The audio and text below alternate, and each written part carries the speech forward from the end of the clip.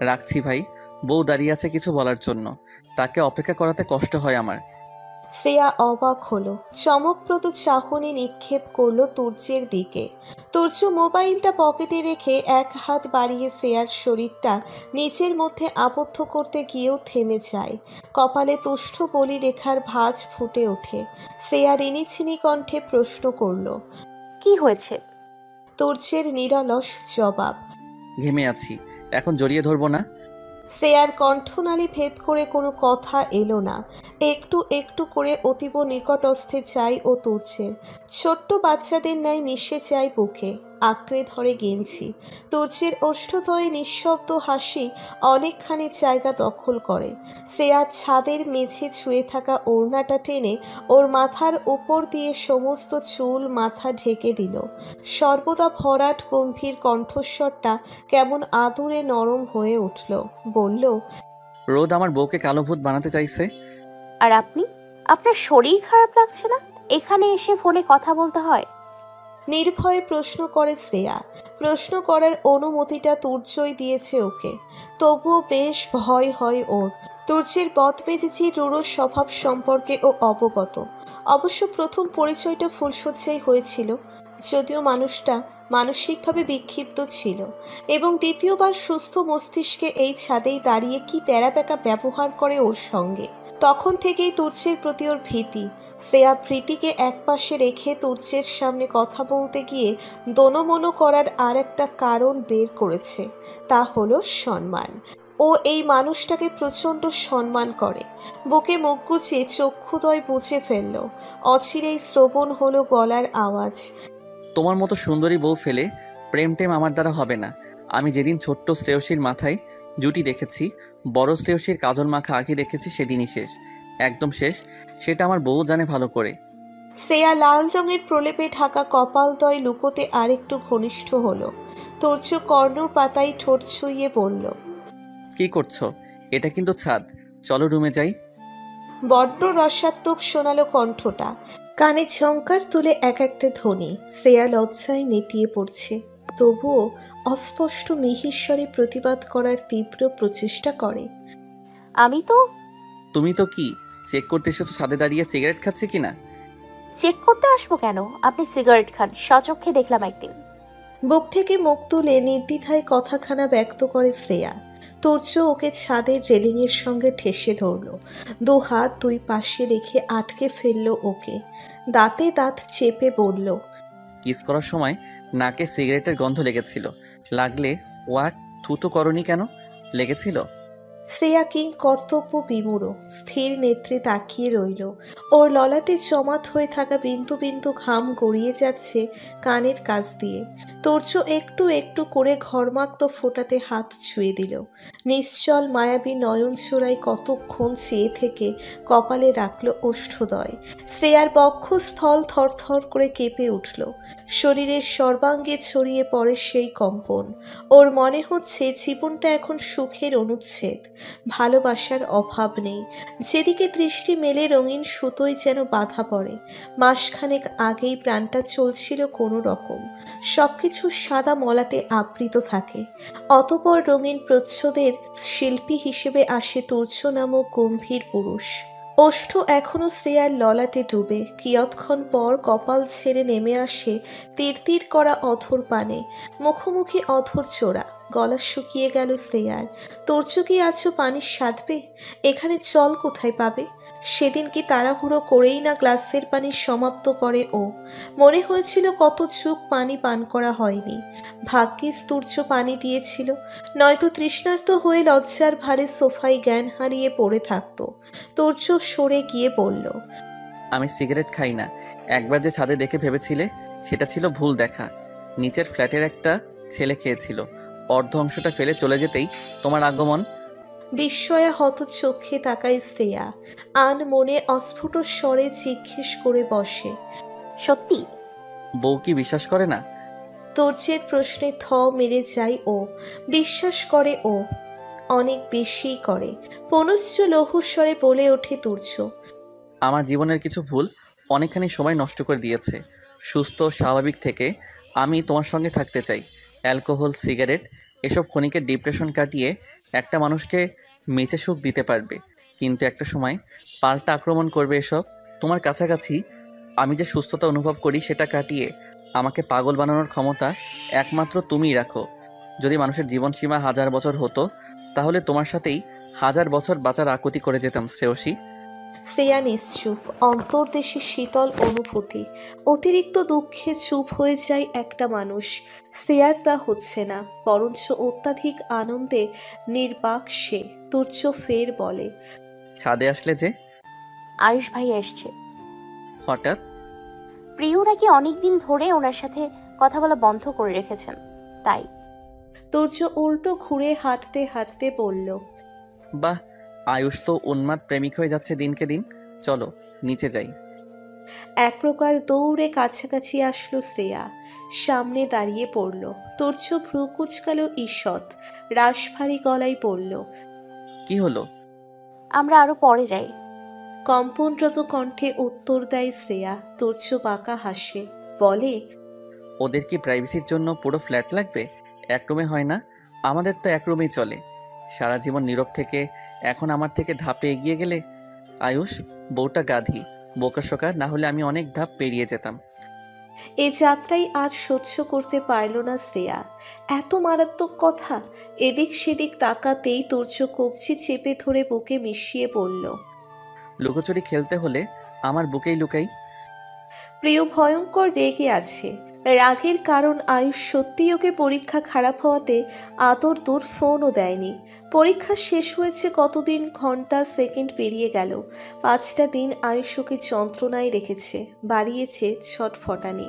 পরে যখন রাগ কমলে কল দেয়, প্রিয় পাল্টা জেদ ধরে ফোন ধরে না। শেষমেশ বাধ্য হয়ে আবারও চট্টগ্রাম ছুটে এসেছে। এখনো আসার পর থেকে কথা বলছে না প্রিয়, এমনকি দরজা লাগিয়ে রুমের ভিতর বসে আছে। আয়ুষ দরজার সামনে দাঁড়িয়ে মলিন কণ্ঠে বলল, আমার যন্ত্রণা হচ্ছে লেট লতিফ, বেরিয়ে আসো। রেজাল্ট খারাপ হলেও বকা দেব না, বিশ্বাস করো। খুব ভালোবাসি তোমাকে। তোমার চেহারা না দেখলে ভিতরটা ব্যথা করে, কণ্ঠ না শুনলে অশান্তি লাগে। বেরিয়ে আসো প্লিজ। চট করে দরজাটা খুলে গেল। আয়ুষ মুখশ্রী দেখার পূর্বেই ওর ওপর ঝাঁপিয়ে পড়ল কাঙ্ক্ষিত মানুষটা। প্রিয়র নিকট তার নিরামিষ স্বামী এখন পথ প্রেমিক। আয়ুষ শক্ত হাতে পেঁচিয়ে নেয় ওকে নিজের সঙ্গে। গলায় ঠোঁটের তীব্র স্পর্শ মেখে বলল, আমি বারবার ছুটে আসতে রাজি, কিন্তু আর একদিনও কথা না বলে থাকতে পারবো না। ছোট্ট জীবনটা অভিমানে কাটিয়ে দিলে ভালোবাসবো কখন? আই লাভ ইউ প্রিয়। প্রিয়র সঙ্গে সঙ্গেই এক হাত আয়ুষের হৃদয়স্থল বরাবর রাখে। ধক করে ওঠে আয়ুষের ভেতরটা। শুনতে পাই প্রিয়র মায়া মিশ্রিত স্বর, এই স্থানের মালিক আমি যেন চিরকাল থাকি। শ্রাবণের হাওয়ার বিষাদের গন্ধ। মধ্যরাতে ঘুম থেকে ওঠে আতঙ্কিত হয়ে পড়ে শ্রেয়া। দেখে তোর্য হন্তদন্ত হয়ে বেরিয়ে যাওয়ার তোড়জোড় চালাচ্ছে। শ্রেয়া কোনো কিছু না ভেবে বিছানা ছেড়ে ভয়ার্থ কণ্ঠে প্রশ্ন করল। কোথায় যাচ্ছেন? তোর্য ওর হাত ধরে দীর্ঘ নিঃশ্বাস ফেলে, বলে, যেমনই আছো তেমনভাবেই চলো। মনটা কু ডাক ডাকছে শ্রেয়ার, গলা ধরে এলো। কেন? প্রিয় গাড়িতে অপেক্ষা করছে। বাবার শরীর ভালো নেই, হার্ট অ্যাটাক করেছেন। ভূতল কেঁপে উঠল শ্রেয়ার। সেদিনই না ওর সন্ধি হলো পুরো মানুষটার হৃদয়ের সঙ্গে। সুন্দর একটা বাবা মেয়ের সম্পর্কও সৃষ্টি হয়েছিল। এভাবেই কি সুন্দর মুহূর্তগুলো চলতে চলতে ফুরিয়ে যায়? প্রকৃতি যখন দুতির ছোঁয়া পেতে ব্যাকুল, তখনই হসপিটালের করিডোরে এসে পৌঁছয় তোর্য, শ্রেয়া, প্রিয়। মেহরিমা চৌধুরী থ মেরে বসে আছেন। পাশে বসে সান্ত্বনা দিচ্ছেন ত্রিহা। শ্রেয়া জড়তার শঙ্কা নিয়ে ওনার কাছে এগিয়ে আসলো। তোর্য গিয়েছে ডাক্তারের কাছে। অসহায় চোখে শাশুড়ির অশ্রু বিসর্জন দেওয়া দেখছে শ্রেয়া। খারাপ লাগছে ওর। ও কেন আর একটু হালকা করতে পারল না নুরুল চৌধুরীর বুকে চেপে থাকা কষ্টের ভার? এই ওজন সইতে না পেরেই যেন আজ এই পরিস্থিতি তৈরি হয়েছে। কখনো তিনি মুখ খুলে ছোট বাচ্চাদের মতন আবদার করতে পারলেন না, আমার ছেলেদের আগের ন্যায় ফেরত চাই। কিন্তু শ্রেয়া ঠিকই উপলব্ধি করেছে ওনার কথাগুলো কতটা আর্তনাদ মিশেছিল। ত্রিহাওকে দেখে নিজের জায়গা ছেড়ে ইশারা করলো বসার জন্য। মাথা নাড়িয়ে না জানালো সে। ত্রিহা শুনল না, হাত ধরে বসিয়ে দিল। তার মতে মানুষের বিপদকালে পাশে দাঁড়ালে প্রিয় হয়ে ওঠা যায়। প্রিয় না হলেও কমপক্ষে মনে কৃতজ্ঞতার একটা স্থান সৃষ্টি করা যায়। শ্রেয়া কিছু সময় পার করে মিনমিনে কণ্ঠে বলল। মেহরিমা ঘাড় বাঁকিয়ে চাইলেন, চোখে মুখে বিধ্বস্ত ভাব, কোনো কথা বলতে মন চাইছে না ওনার। তবুও কাতর স্বরে বলে উঠলেন, তুর্যকে বলো তোহাসকে কল দিতে, দরকার হলে আমি সেই বাড়ি ছেড়ে দেব। আমার স্বামীর প্রথম ভালোবাসার চিহ্ন মুছে যাক, তা আমি চাই না। যে ভালোবাসা হারায় সে বুঝে তার স্মৃতিটুকু আঁকড়ে ধরে রাখতে না পারার যন্ত্রণাটা ভেতরটা কুড়ে কুড়ে খায়।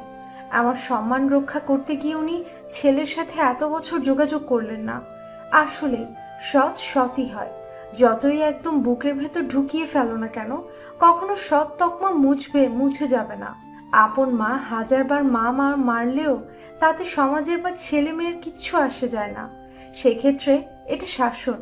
সৎমা যদি একটু উচ্চ আওয়াজও করে তাহলে ধরেই নেয় মানুষ সতীনের সন্তান সহ্য করতে পারে না। সব সৎমা আবার ভালো হয় না, কেউ কেউ হয়। আমি হয়তো সেই কেউয়ের তালিকায় যুক্ত হতে পারিনি। আরিয়ানার যত কাছে যেতে চেয়েছে আমাকে সৎ শাশুড়ি ভেবে ততটাই অবহেলা দোষ দিয়েছে। তোমার আপন শাশুড়ি হয়েও ভালো হতে পারলাম না, খারাপই চাইলাম তোমার। তার মানে আমি সত্যিই খারাপ। ভালো স্ত্রী, ভালো মা, ভালো শাশুড়ি কিছুই হতে পারিনি। এতটাই নিচু মনের হয়ে গিয়েছিলাম যে এতিম মেয়েটাকেও আঘাত করেছি। এটারই শাস্তি দিচ্ছেন আমাকে আল্লাহ। শ্রেয়ার বাকশক্তি হারিয়ে ফেলল খানিক সময়ের জন্য। নিস্তব্ধ অটল চাহনি মেহরিমার দিক। একটা মানুষ কি করে পারে দোষ না করেও নিজের উপর নিয়ে নিতে সবটা? মা হয়তো এমনই হয়, কোনো নিষ্ঠুরতা স্বার্থপরতা নেই, আছে কেবল মায়া। আচ্ছা, তোহাস কি যোজন দূর থেকে কখনো অনুভব করেছে সে কতটা জঘন্য ব্যবহার করেছিল মায়ের সঙ্গে, কতটা ক্ষতবিক্ষত করেছে মা বাবার মন? আরিয়ানা কি আঁচ করতে পেরেছে নিজের ভুল, নাকি সবকিছুই তার ইচ্ছেকৃত ছিল? বুক ফেটে কান্না আসার উপক্রম শ্রেয়ার, কণ্ঠনালী কাঁপছে।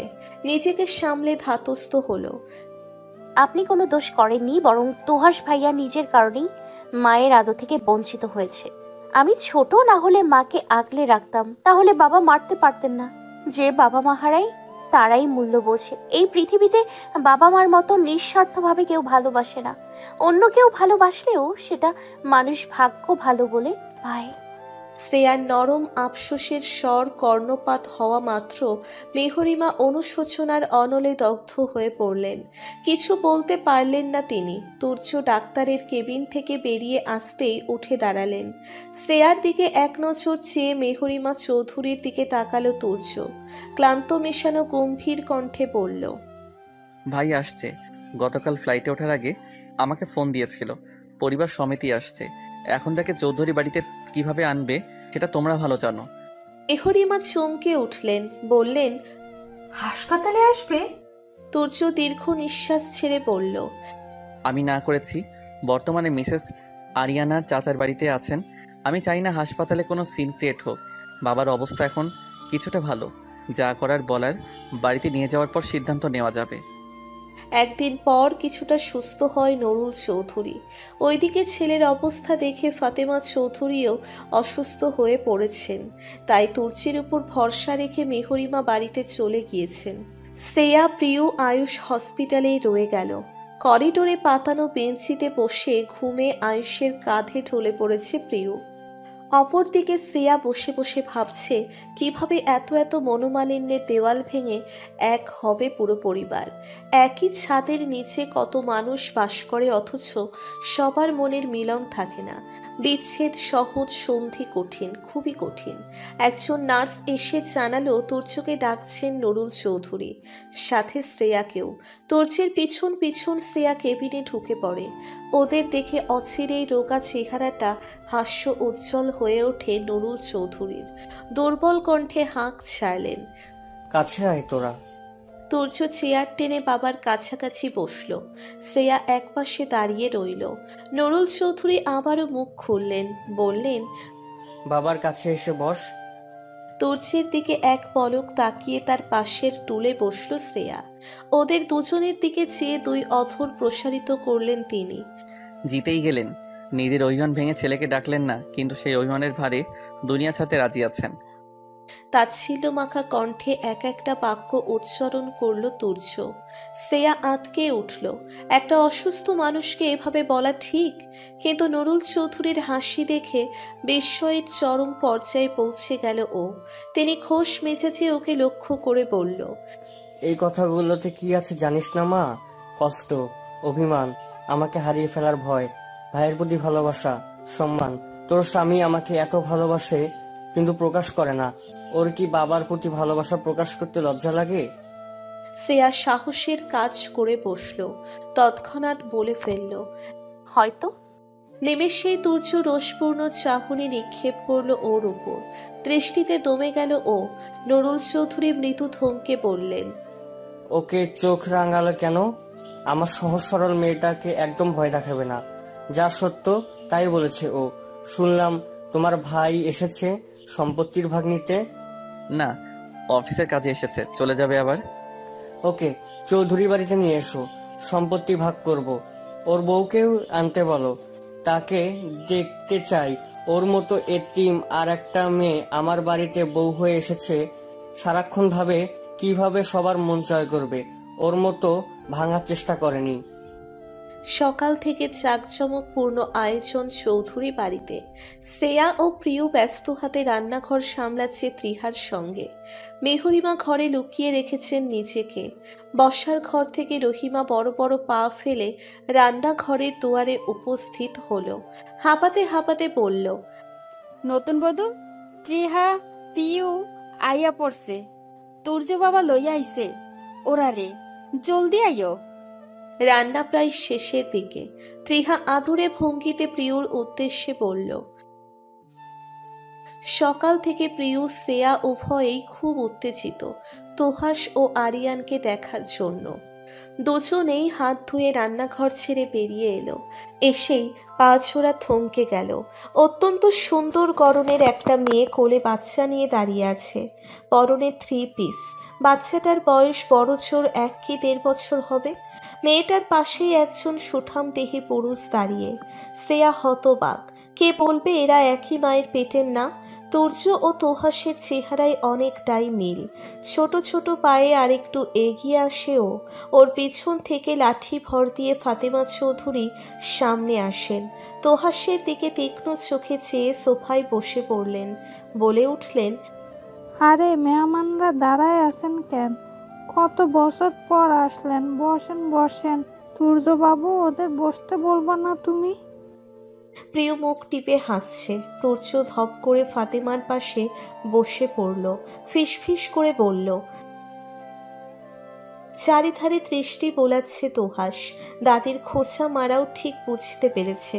নিজেকে বড্ড অপরাধী মনে হচ্ছে সবার সামনে। কেউই এগিয়ে এসে কথা বলছে না, না বলাটাই স্বাভাবিক। শ্রেয়ার সামনের মানুষটার মনের হাল বুঝে নম্র কণ্ঠে বলে উঠল, কেমন আছেন ভাইয়া? আরিয়ানা ভ্রুকুচকে তাকালো। তোহাস মুখে হাসি টেনে উত্তর দেয়, ভালো। তুমি সূর্যের বউ, রাইট? আমার শান্তশিষ্ট প্যাচবিহীন ভালো মনের বউ। সোফায় বসে আয়েশি ভঙ্গিতে বলে তুর্য। নুরুল চৌধুরী কক্ষ ছেড়ে বেরিয়ে আসলেন। অবস্থা তেমন ভালো না ওনার। বুকের ব্যথা প্রায়শই অসহনীয় হয়ে ওঠে। আয়ুষের সাহায্যে ড্রয়িং রুমে আসলেন তিনি। তোহাস আসার খবর পেয়ে বসার ঘরে পা রাখতেই দীর্ঘদিনের পুরনো চশমাটা অস্পষ্ট ঝাপসা হয়ে আসে। অন্তর্দেশটাই দমকা সমীরণ বয়ে যায়, সাথে জমানো অভিমানের পাল্লাটা আরও অনেকখানি ভারী হয়ে উঠল। চেহারায় গম্ভীর ভাব ধরে রেখে মাঝ বরাবর এসে দাঁড়ান। বাবাকে দেখে বাচ্চাদের মতন ছুটে আসলো তোহাস। দুহাতে চাপটে চড়িয়ে ধরতে চায়, কিন্তু পারে না। তার আগেই হাত তুলে বাধা দিলেন নুরুল চৌধুরী। গমগমে সুরে বলে উঠল। সোফায় বসে তোহাসকে বসার জন্য বললেন পুনশ্চ। অসহায় দুর্বল নেত্রে তাকিয়ে তোহাস তুর্যের পাশে বসল। টলমল দৃষ্টি নিক্ষেপ করল বাবার দিকে। কখনো তাকে তুমি বলে সম্বোধন করেননি নুরুল চৌধুরী। বাবা ছেলের সম্পর্কটা ছিল একেবারে বন্ধুর ন্যায়। সেই বাবা আজ ওর দিকে তাকাচ্ছে না, ঠিক করে কথা বলছে না। কতগুলো বছর কেটে গেল অনুতপ্ততায়, অনুশোচনায়। হ্যাঁ, প্রতিনিয়ত চলছে ওর ভিতরটা। কত শত অভিযোগ নিজের প্রতি জমে আছে হৃদয় কুঠুরিতে। বিলাসিতার প্রাচুর্যে মায়া মমতায় ভরপুর এই চৌধুরী বাড়ির আঙিনা পার হয়ে একটা মুহূর্ত স্বস্তি মেলেনি তার। নিজের অপরাধের শাস্তি থেকেও রেহাই পায়নি সে। কঠিন শাস্তি ভোগ করেছে মাকে অপমান করার ফলস্বরূপ। নিষ্প্রভ কণ্ঠে বলল, বাবা কেমন আছো? মাকে দেখতে পাচ্ছি না যে। মুহূর্তেই সকলের কর্ণে কর্ণে প্রতিধ্বনিত হয় তাচ্ছিল্য কণ্ঠস্বর। তোমার মা আছে? সে তো তোমাকে জন্ম দেওয়ার সময়ই দুনিয়া ছেড়েছে। হয়তো বুঝে গিয়েছিল মাকে সম্মান করতে তুমি অক্ষম, কুলাঙ্গার সন্তান। স্তব্ধ পরিবেশ। ফাতেমা চৌধুরী বাঁকা হাসলেন, নিশ্চুপে লুকিয়ে নিঃশব্দে। মনে মনে বেশ আনন্দ পেয়েছেন। তুর্যের নজর সাদা ফকফকা মেঝেতে। তোহাসের কণ্ঠনালী ভেদ করে এলো। তুমি ঠিক বলছো বাবা। তৎক্ষণাৎ আরিয়ানার চোখের কার্নিশ ছুঁয়ে এক ফোঁটা জল গড়ালো। স্বামীর দুঃখের পরিমাণ নিতে পারে না ও। নিমিলিত চক্ষুপত্রে টুপটুপ অশ্রু পড়তেই অত্যাধিক জোরে চিল্লাতে শুরু করে তিতিশা। ওর চিৎকারের শব্দে শ্রেয়া অস্থির হয়ে ওঠে। ব্যগ্র গলায় প্রশ্ন করে, আপু কাঁদছে কেন? আরিয়ানা জবাব না দিয়ে তিতিশাকে থামাতে ব্যস্ত হয়ে পড়ে। শ্রেয়ার নিশ্চল দৃষ্টি ছোট্ট তিতিশার পানে। ঠোঁট ভেঙে কান্না করছে মেয়েটা। ওষ্ঠাধর কেমন লালচে রঙের, হাত মুঠো করে রেখেছে। কান্নার তালে ক্রমশ বৃদ্ধি পাচ্ছে এতটুকুন মেয়ের রাগ, জেদ। শ্রেয়ার অভ্যন্তরে শীতল শীতল ভাব। বাচ্চারা অদ্ভুত মায়ায় মাখে মানুষকে। পাষাণ হৃদয়ও গলে মোম হয়ে যায় তাদের সান্নিধ্যে। তোর্যের ডাকে ভাবনা ছিঁড়ে ফিরে তাকাই ও। আদেশের স্বরে বলে তোর্য, মিসেস আরিয়ানাকে রুমে নিয়ে যাও। তিতিশার এখানে ভালো লাগছে না হয়তো। আরিয়ানা না চাইতেও শ্রেয়ার সঙ্গে ড্রয়িং রুম ছাড়তে হলো। ওদের গমনের পথে তাকিয়ে তুর্য কণ্ঠে গাম্ভীর্য রেখে বলল, আপনার সিদ্ধান্তটা ভাইকে জানিয়ে দিন বাবা। তোহাসের কণ্ঠে চমক। কিসের সিদ্ধান্ত? দীর্ঘ এক নিঃশ্বাস মুক্ত করলেন নুরুল চৌধুরী। বললেন, তুমি এই বাড়িতে থেকো। সন্ধ্যার পর উকিল আসবে, সম্পত্তি বন্টন হবে, আর কোথাও যাওয়ার প্রয়োজন নেই। তোমার ও তোমার বউয়ের কথা মতো আমরা তোমাদের প্রাপ্য সম্মানই দিব। এই বাড়িতে তোমার অধিকার আছে। নিজের পাওনা কেন ছাড়বে? সেই যে বলে গেল তোমার হক তুমি মেরে দিবে। আজ পর্যন্ত আমার ছেলে তোমার ভাগে এক রতিও ভোগ করেনি। বুকের পাথর চেপে ভালোবাসা সম্মান দেখিয়ে তোমার সাথে যোগাযোগ রেখেছে। ওর মা খারাপ না সেটা প্রমাণ করেছে। যদি খারাপ হতো তাহলে নিশ্চয় তোমার বিরুদ্ধে ফুসলিয়ে বড় কথা বলতো। ছোট থেকেই এটা শিখেছে। তোমাকে দূরে রাখলে সব সম্পত্তিও পাবে এমন কিছু করেছে? করেনি। ওর মায়ের দেওয়া ভালো শিক্ষা ভুল অভিযোগের ফলেও তোমাকে সম্মানের সাথে এ বাড়িতে এনেছে। বড় হলেও বিবেকে উচ্চ হওয়া যায় না। দুধ দিয়ে কালসাপ পুষলে দিন শেষে ছোবল খেতে হয়। যার ভুক্তভোগী মেহরিমা, কোনোদিনও ওকে বলিনি সতীনের ছেলে, প্রাণ দিয়ে ভালোবাসতে হবে ওর। না বলা সত্ত্বেও সেটা করেছে। এত কিছুর বিনিময়ে তুমি কি দিয়েছ ওকে? অপমান, মিথ্যা অপবাদ, সত্য মিথ্যা যাচাই ছাড়া কষ্ট দিলে। এত বছরেও ভালোবাসা প্রত্যাখ্যান করেছো। দুদিনের ভালোবাসা মেহে, আশা করি সুখে ছিল। বুড়ো বয়সে অনুরোধ করব, পারলে থেকে যাও। তোমার মাকে খুব ভালোবাসতাম। তোমাকে দেখলে যেন আমি তাকে অনুভব করতে পারি। অভিমানের দেওয়ালটা আর তুলে রাখতে পারলাম না। থেকে যাও, আমি কথা দিচ্ছি। আরিয়ান, কোনো ক্ষতি হবে না। দরকার পড়লে আমি চট্টগ্রামে চলে যাব। মেহেরিনকে নিয়ে অন্তত এই সমাজে বলতে পারবো আমার খাটিয়া ধরার মতো কোনো ছেলে বঞ্চিত হয়নি। কথাগুলো শেষ হতেই তোহাস ঢলে পড়ল নুরুল চৌধুরীর পায়ের সমীপে। ওনার হাঁটুতে মুখ গুজে ফুঁপিয়ে ওঠে। পুরুষ নাকি শত কঠিন পরিস্থিতিতেও ভাঙে না, অথচ প্রিয় সহ সবাই দেখল কতটা সহজে বাবার পা ছুঁয়ে কাঁদছে তোহাস। কই ছিল এতকাল? প্রিয় বুঝে পায় না মানুষ কেন সবসময় সময় খুইয়ে নিজের ভুল বোঝে। নুরুল সাহেব অটল। টুস শব্দটুকু করলেন না তোহাসের উদ্দেশ্যে। তুর্যের দিকে নজর ফেলে স্রেফ বললেন, সন্ধ্যার পর থাকিস। তৎপরে সোফায় ঘাড় এলিয়ে চুপ করে রইলেন। তোহাসও পা আঁকড়ে ধরে রাখল। মুখ দিয়ে কথা আসছে না। আয়ুষ্যর কাঁধে হাত রেখে নরম গলায় আওড়ালো, উঠুন ভাই, বড় আব্বুর জন্য স্ট্রেস ঝুঁকিপূর্ণ। সকালেই রুমটা গোছগাছ করে রেখেছিল শ্রেয়া। আরিয়ানকে নিয়ে আবছা অন্ধকার কক্ষে ঢুকেও নিচু হাতে রুমের কালো পর্দাগুলো সরিয়ে দিয়ে সূর্যের রশ্মি ঘরে আসার সুযোগ করে দেয়। তিতিশার কান্না থমকে গিয়েছে ততক্ষণে। ভাসা ভাসা আখিদয় সে দেখছে কালো একটা তাঁতের কাপড় পরিহিতা মেয়েকে। ওর চাহনিতে মন্ত্রমুগ্ধের ন্যায় পা ফেলে অভিমুখে এসে উপস্থিত হয় শ্রেয়া। বিমুগ্ধ নয়নে চেয়ে দুহাত বাড়ায়, উদ্দেশ্য কোলে নিবে। তিতিশা ঠোঁট ছড়িয়ে ওর বুকে ঝাঁপিয়ে পড়বে অবস্থা। তখনই আরিয়ানা নিজের সঙ্গে চেপে ধরে ওকে। শ্রেয়ার মন আহত হয়, মনও ক্ষুণ্ণ হয়, বুকটা কেঁপে ওঠে। আরিয়ানা ক্রোধান্বিত চাহনি নিবদ্ধ করে। মুখ থেকে বেরিয়ে আসা এক একটা ধ্বনিতে রাগের মিশ্রণ। আমার মেয়েকে ধরবে না। মলিন ভাব কাটিয়ে শ্রেয়া হাসে, অত্যন্ত মৃদু হাসি। ধাতস্থ হয়ে বলে, আমি কি তিতিশার ক্ষতি আপনার চোখের সামনে করে ফেলবো? আর কেনই বা করব? আমার হাত এতটা শক্ত না যে তিতিশার শরীর থেকে চামড়া খসে পড়ে যাবে, কিংবা আমার মন কুৎসিত না যে একটা বাচ্চার ক্ষতি করব। আমার এমন কোনো ইচ্ছেও নেই। আপনার আচরণের ব্যাপারে শুনেছিলাম, আজ দেখেও নিলাম। আমার মনে হয় কি জানেন, আপনি ওভার পজেসিভ। নিজের জিনিস একান্তই নিজের করে রাখতে চান। কারোর সান্নিধ্য সহ্য হয় না আপনার। আপনার জন্য সংসারে ফাটল ধরেছে। শুনেছি আপনিও আমার মতো এতিম। কোনোদিন আপনজনের অভাব ফিল করেননি। একবারও মনে হয়নি আপনজনের কাছে থাকাটা কতটা শক্তি দেয়। জানেন আপু, আমি আপন মানুষের স্পর্শ পাওয়ার জন্য কত ব্যাকুল ছিলাম। আল্লাহ আমার সেই চাওয়া এই পরিবারের মাধ্যমে পূরণ করে দিয়েছে। আশা করি আপনি একদিন বুঝবেন, তিতিশাকে এমন করে বড় করবেন যেন আপনাদের সম্মান করে। ভুল বলে ক্ষমা করে দেবেন আমাকে। আজও সময় আছে নিজেকে শোধরানোর। আমি আপনাকে আপু বলেই ডাকি। আমার কেউ নেই, বড় বোনের অভাব বোধ করি। আপনি বললেও ডাকবো, না বললেও ডাকবো। হাসি বজায় রেখে তিতিশাকে এক প্রকার কেড়ে নিল শ্রেয়া। সাথে সাথেই তিতিশা ওর বুকে মিশে গেল। ওর মাথায় চুমু খেয়ে প্রশান্তির শ্বাস টেনে নেয় শ্রেয়া। আরিয়ানের কণ্ঠ নিভে গেল। অকস্মাৎ কি হয়েছে কে জানে। বলল, ওকে বেশি চেপে ধরো না, নয়তো গরমে কষ্ট হয় ওর। শ্রেয়া মিষ্টি হাসি উপহার দেয়, বলে, আচ্ছা। কিন্তু সেই হাসি বেশিক্ষণ টিকল না। মনটা বিষাদে ছেয়ে গেল আরিয়ানার উচ্চারিত দুই বাক্যে। তোমার আপন শাশুড়ি তো তাই এমন পক্ষপাতিত্ব করো। আমার মতো সৎ ঘরের হতে হলে তাহলে এক দণ্ডও মনের স্বস্তি পেতে না। মনের স্বস্তির জন্য নিচে নেমেছেন। আপন না বলে মানুষ হন। আপন পর দিয়ে নয়, মানবতা মন দিয়ে যাচাই করুন। আপনি মেন্টালি সিক, সেটা বুঝতে পারছেন আপু? ছি। সমস্ত গা ঘৃণায় রিরি করে উঠল তার।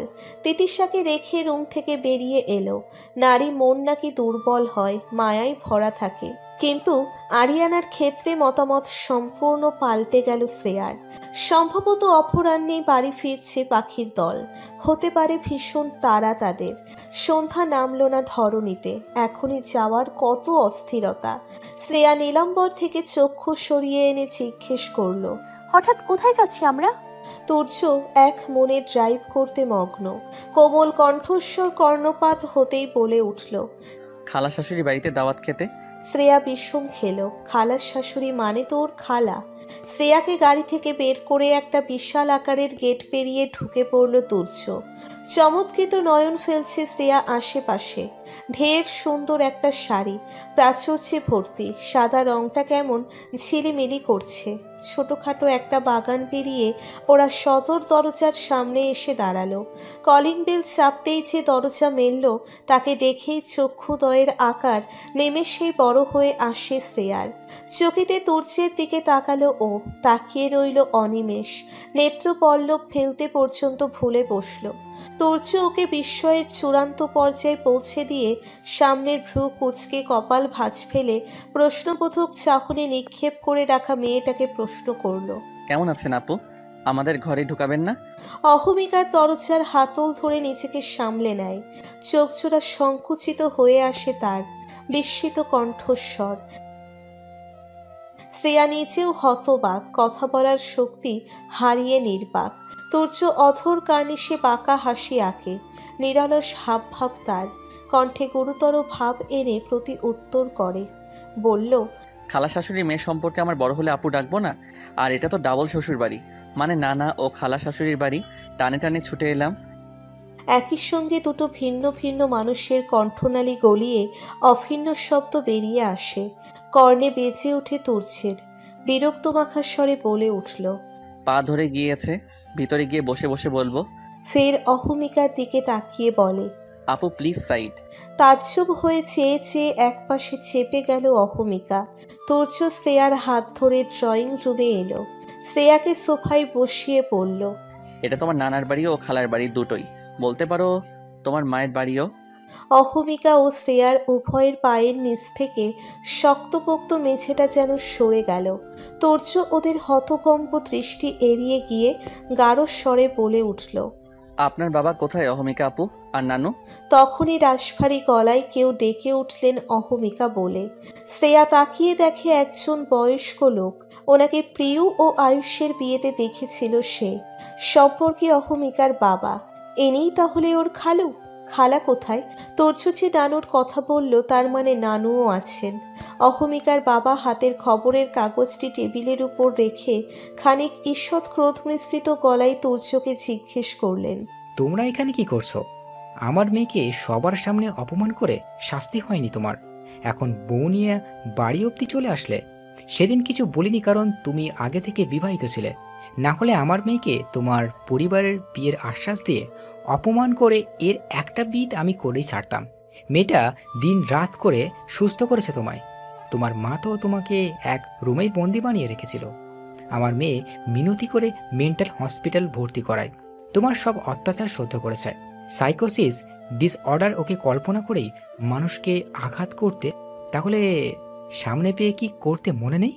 কতবার আহত হয়ে বাড়ি ফিরেছে মেয়েটা, তবুও তোমার ট্রিটমেন্ট পিছপা হয়নি সে। তোমার পাগলামি সইয়ে গিয়েছে পাশে থেকে শুধুমাত্র নিজের ভুলের প্রায়শ্চিত্ত করত। সামান্য কৃতজ্ঞতাবোধ নেই তোমার? তুর্যের সূক্ষ্ম তপ্ত নিঃশ্বাস বেরিয়ে এলো। ঠোঁটে ফিচেল হাসি। অত্যন্ত শান্ত কণ্ঠে আওড়ালো, বসুন খালু, আপনার মেয়ের প্রতি কৃতজ্ঞ বলে কিছু বলিনি।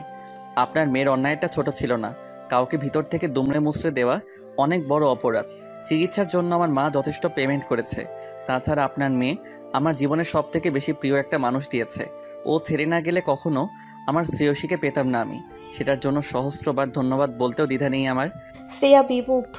অহমিকার মাথা নত হয়ে গেল। সে লন্ডনে থাকতেই নিজের ভুল বুঝতে পেরেছে। আসলে কাউকে ঠকিয়ে ততক্ষণ পর্যন্ত তার যন্ত্রণা পরখ করা যায় না যতক্ষণ না স্বয়ং ঠকে। আজ বুঝেও জীবনে কি হারিয়েছে এবং তা নিয়ে আক্ষেপের শেষ নেই। মেহরিমার কথাই তুর্যকে পাওয়ার স্বার্থটা জাগ্রত হলেও নিজের অপরাধ বোধে তা এখন দমে গিয়েছে। শাহিদ সাহেব থমকে উঠলেন। তো এখন কেন এসেছো? নানা খালা শাশুড়ির বাড়িতে আসতে মানা আছে? পাল্টা প্রশ্ন তুর্যের। শাহিদ সাহেবের কপালে বলিরেখার ভাঁজ পড়ল। ভাঁজের সংখ্যা কত শত হবে গোনেনি শ্রেয়া। কণ্ঠে প্রবল অস্থিরতা মেখে প্রশ্ন করলেন, মানে? আপনার একজন শালি সাহেব ছিল, ভুলে গেলেন? না, বাবা জেদের জন্য মা ও অহমিকার আম্মু কখনো ওকে এ বাসায় ফিরিয়ে না কিংবা যোগাযোগ করতে পারেনি। কিন্তু ওনার মৃত্যুর পর শিমুলকে অনেক খুঁজেছি আমরা। একবার শিমুল যোগাযোগ করে আমাদের সাথে সাহায্যের জন্য। বাবা কেমন করে সেটা জেনে যায়। অসহায় ছিলাম আমরা, কারণ বাবা কথা নিয়েছিলেন আড়ালেও যেন আমরা কেউ ওর সাহায্য না করি। পরে একটা সময় জানতে পারি স্বামীর হাতেও খুন হয়েছে, স্বামীও বেঁচে নেই। আশেপাশে জিজ্ঞেস করে জানি ওর একটা মেয়েও আছে। আমি অনেক খুঁজি কিন্তু মেয়েটাকে পাইনি, তার জন্য ধরে নি মেয়েটা বেঁচে নেই।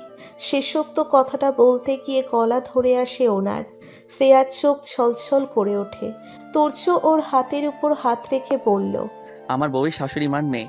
আশেপাশে এতিমখানায় খোঁজ নিলেই পেয়ে যেতেন। এতকাল কষ্ট বড় হতে হতো না ওর। আপনাদের খোঁজায় গাফিলতি রয়ে গিয়েছিল। শাহিদ সাহেবের কণ্ঠ কেঁপে কেঁপে উঠল। বললেন, ও শিমুলের মেয়ে। গম্ভীরভাবে প্রত্যুত্তর তুর্যের। হ্যাঁ। তুমি কিভাবে জানলে? খুব একটা বেগ পোহাতে হয়নি। শাশুড়ি মার বাবার নামটা কালেক্ট করতে সেই নামের সূত্রপাত ধরেই জানলাম অহমিকা ও শ্রেয়সী একে অপরের খালাতো বোন। আমি চাইছিলাম শ্রেয়সী নানুর বাড়ি খোঁজ নিতে। তারা মানুক আর না মানুক, নিজ চোখে একবার নিজের আত্মীয় স্বজন দেখুক ও চিনুক তাদের। নানু কোথায়? বছরখানেক আগে স্ট্রোক করে অহমিকার মা মারা যাবার পর থেকেই তিনি অসুস্থ। পরিবার তো আর কেউ নেই, আমিও একা মানুষ, তাই অহমিকাকে নিয়ে এখানেই থাকি। উনি রুমে আছেন, পায়ের হাড়টি ক্ষয়ে গিয়েছে, তাই চলাফেরা করতে পারে না। ত্রিহা নিচের রুমের দিকে যাচ্ছিল। অজান্তেই দৃষ্টি মেহরিমার রুমের সামনে যেতেই দেখল তোহাজ দরজায় আলগোছে মাথা ঠেকিয়ে দাঁড়িয়ে আছে, অথচ নক করছে না, ডাকছে না। হয়তো দ্বিধাদ্বন্দ্বে ভুগছে সে। মৃদু হাসল ও। সব সময়ের খেল, প্রকৃতি কাউকে ছাড় দেয় না। যেটা মানুষ অবজ্ঞা করে নিয়তি যেন টেনে হিচড়ে সেখানেই সুখের খোঁজে দাঁড় করিয়ে দেয়। কয়েক পল চেয়ে নীরবে প্রস্থান করল। টের পেতে দিল না তোহাসকে, পাছে যদি সে লজ্জায় চলে যায়। রহিমা পানের বাটাটা নিয়ে ফাতেমা চৌধুরীর সামনে রাখলো। গড়গড় করে বলল, আজকের পানটা অনেক ভালো কইরা বানামো আম্মা। ভ্রকুচকে দুই অধর ফাঁক করে চাপা গর্জন করে ফাতেমা। তুই কি বাকি দিন আমারে খারাপ বানাইয়া খাওয়াইতি? আরে আম্মা, তা না, আজ তো খুশির দিন। বাগিনী জালে ফাঁসছে। কত ভাত দেখাইয়া মিশা ফেস লাগাইয়া তোতাস বাবারে একলা কইরা কইরা নিছিল, মনে নাই আপনার? ফাতেমা ভেংচি কাটলেন, থমথমে মুখে বললেন, তো হাসকিতা বাচ্চালো, এতে ফিডার খায় বললেই চল্লা যাইব। বদ একটা মায়ার মতো নিষ্পাপ মায়ার ঘরে কেমনে বদ হইল আমি বুঝি না।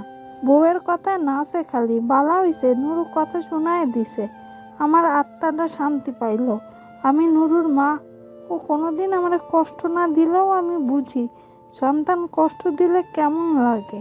দুনিয়াতে যদি কারোর সাথে সব থেকে উত্তম ব্যবহার করা লাগে তা মায়ের লাগে, তারপর বাপ। কষ্ট ছাড়া সৎ মায়ের আদর পাইয়া বড় হইছে, এ কারণে কদর কিতা তা জানে না। এখন বুঝবো হারে হারে।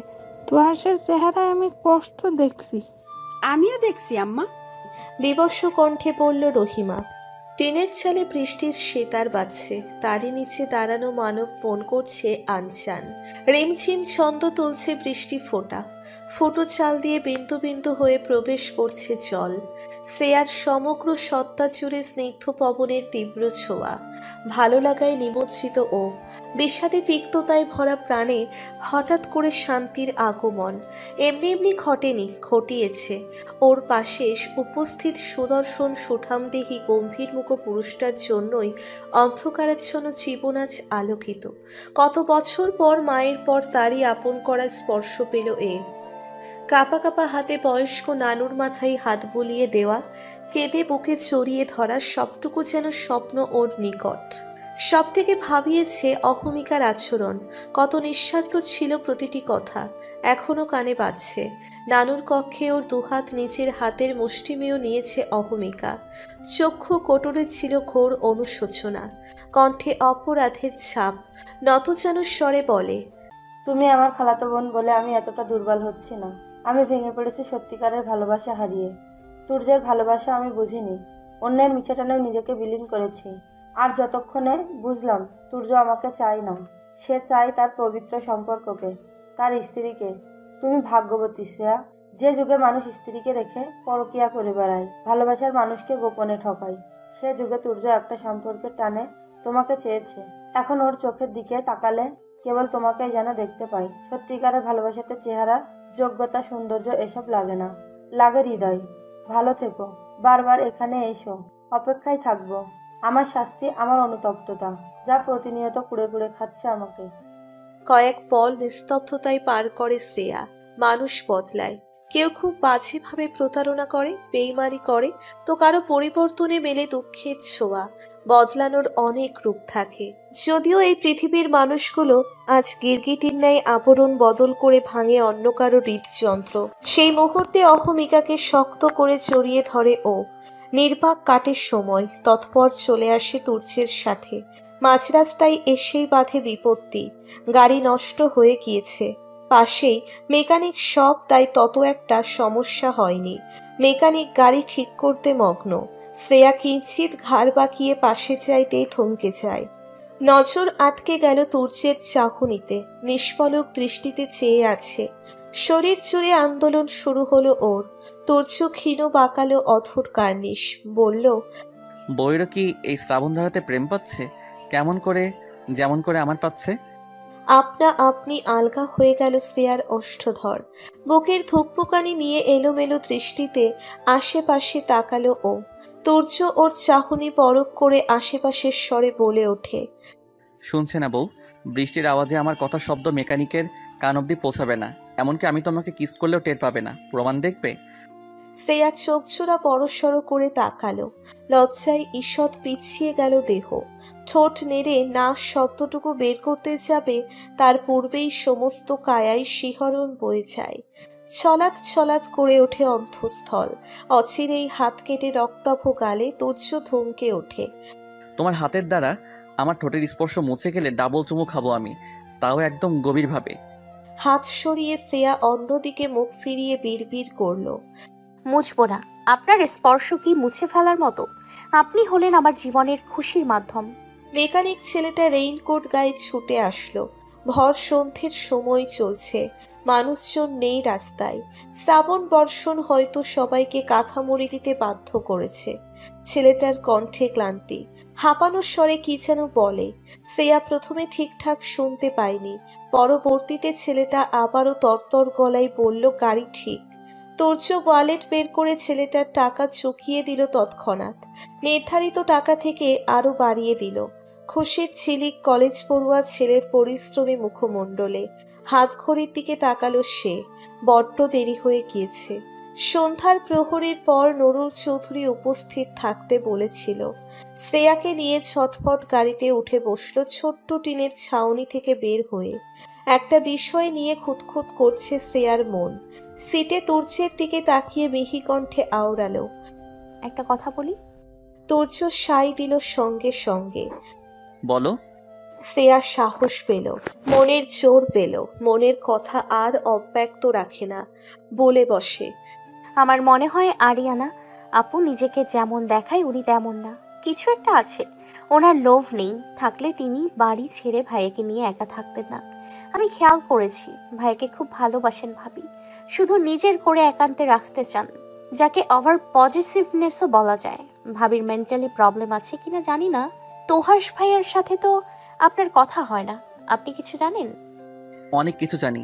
সেই জানাতেই আজ ভাইকে চৌধুরী বাড়িতে আনা। আমি ভাইকে নির্দোষ মনে করি না। মিসেস আরিয়ানা পজিটিভ হতে পারে কিংবা মানসিক দিক থেকে বিক্ষিপ্ত, তাই বলে ভাইও কি তেমন না। কিন্তু পরিবারকে এক করা আমার কর্তব্য মনে করি আমি।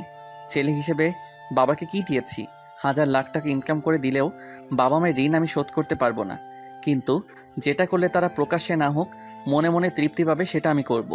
বাবা আজ যতই অভিমান প্রকাশ করুক, তিনি মনে প্রাণে চেয়েছেন তোহাস ভাই চৌধুরী বাড়িতেই ওনার চোখের সামনে থাকুক। শ্রেয়ার কণ্ঠে ভারী বিস্ময়, প্রশ্ন করল, সত্যি ভাবি মানসিকভাবে বিক্ষিপ্ত? তুর্য গম্ভীর কণ্ঠে প্রত্যুত্তর করল, হ্যাঁ, মিসেস আরিয়ানার বাবা 2 বিয়ে করেছিলেন। প্রথম মা মারা যায় হুট করে, জ্বর আসে, দীর্ঘদিন জ্বরে ভুগে বিনা চিকিৎসায় মারা যান। এতে ওনার বাবার অবহেলা ছিল, বউয়ের প্রতি টান ছিল না বললেই চলে। তারপর বাবা দ্বিতীয় বিয়ে করলে আমাদের সমাজে অহরহ যা দেখা যায় সেটা শিকার হন তিনি। 6 বছর বয়স থেকে দিনরাত সৎ মায়ের অত্যাচার। ওনার 12 বছরের মাথায় বাবা ও সৎমা দুজনেই অ্যাক্সিডেন্টে প্রাণ হারান। সাথে 3 বছরের ছোট্ট ভাই, সৎ ভাই, কিন্তু একটা ভীতি খুব ভয়ঙ্করভাবে নিজের মধ্যে পোষণ করেন তিনি, এবং তা হলো সৎ মা মানেই খারাপ। বলতে গেলে এটা ওনার মানসিক রোগে পরিণত হয়। সেই থেকে এমন, যেদিন জেনেছে তোহাস ভাইয়ের সৎ মা আছে সেদিন থেকেই একটু একটু করে তাকে আলাদা করে ফেলেছে।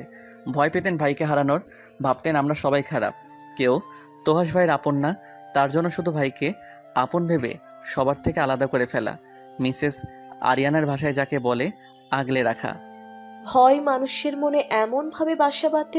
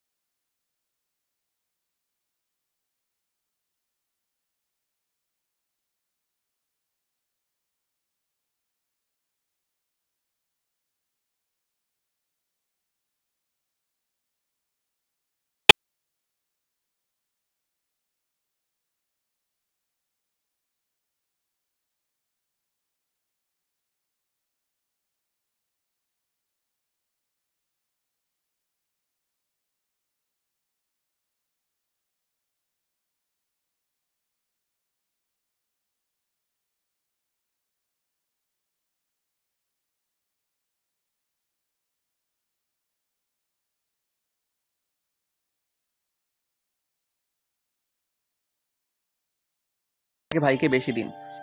আয়ুষ হেসে উঠল, হেসেই বলে, আমি রাক্ষস না ভাই, কোনো মতে লেকচারারের চাকরিটা করে যেতে পারলেই চলে।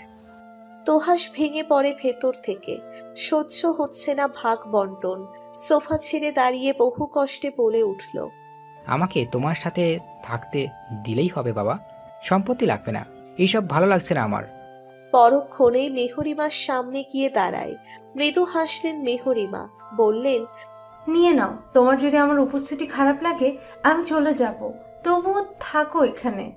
অশ্রুকণা দলা পাকিয়ে স্মরণালী রোধ করে বসে তোহাসের। দৃষ্টি হয় নিচু। মিনিট কয়েক কাটতেই সূক্ষ্ম নিঃশ্বাস ছেড়ে থেমে থেমে ক্রন্দন মিশ্রিত গলায় বাক্যগুলো উচ্চারণ করে, তোমার কাছে ক্ষমা চেয়েও আমি শান্তি পাবো না মা, কিছু ভুলের কখনোই ক্ষমা হয় না। অনুশোচনা নিয়েই আমি তোমাদের সাথে থেকে শান্তি ভোগ করতে চাই। মা ডাক মধুর, আমাকে জন্ম না দিলেও যেমন আপন করে বড় করেছো, তো তেমনি আরিয়ানকে আল্লাহ যেই পরিস্থিতিতে ফেলেছে ও হয়তো অসুস্থতার জন্য এখনো পুরোপুরি বুঝে উঠতে পারেনি, কিন্তু সেও জন্ম না দিয়েও মা, নিজের অন্যায় বোঝার জন্য এর থেকেও সুন্দর আর কি হতে পারে। তরতর করে গরম নোনতা জল নেমে গেল আরিয়ানার কপাল বেয়ে। শ্রেয়া সহ সকলেই স্তব্ধ। কি বলছে তোহাস? মেহরিমার কণ্ঠ থরথর করে কেঁপে ওঠে, গলায় ভেজা ভেজা ভাব, চোখের চাউনিতে দ্বিধা, অসহায়ত্ব। তিনি কখনো এমন চাননি, এমনকি আজ অব্দি মনে মনেও একটা খারাপ ভাবনা আনেননি তোহাসের জন্য, বরঞ্চ প্রাণ ভরে দুহাত তুলে শুধু তার মঙ্গল কল্যাণই চেয়ে গিয়েছে। এ বাড়িটা পুনরায় ভরে উঠুক তা চেয়েছে। নুরুল চৌধুরীর মুখের দিকে আর চোখে তাকালেন। তার মুখভঙ্গিও স্বাভাবিক নয়, প্রবল উত্তেজনা, চিন্তা স্পষ্টত। মেহরিমা সাবলীল গলায় বললেন, তিতিশা তো আরিয়ানারই মেয়ে। আরিনার মেয়ে, কিন্তু ওর গর্ভ থেকে জন্ম নেয়নি।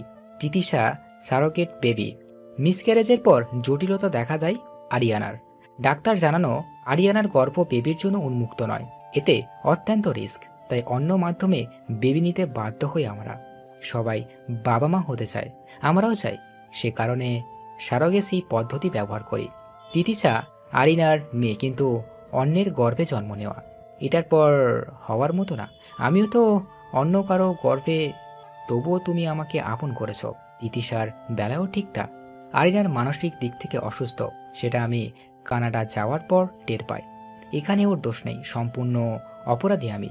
একটা মেয়ে বলেই কেন আমি মেয়ের স্নেহ ত্যাগ ফুলে তার মোহে ফেসে যাব? তার মানে ঘাটতি আমার মাঝেই রয়েছে। আমি এ বাড়ি ছেড়ে হাড়ে হাড়ে টের পেয়েছি আপনজনের সাথে সম্পর্ক ছিন্ন করলে কতটা কষ্ট হয়। দয়া করে সম্পত্তি ভাগ করতে হবে না, আমাদের এই বাড়ি এক কোণায় রাখলেই হবে মা। তবুও আমরা আর কিছুই চাই না।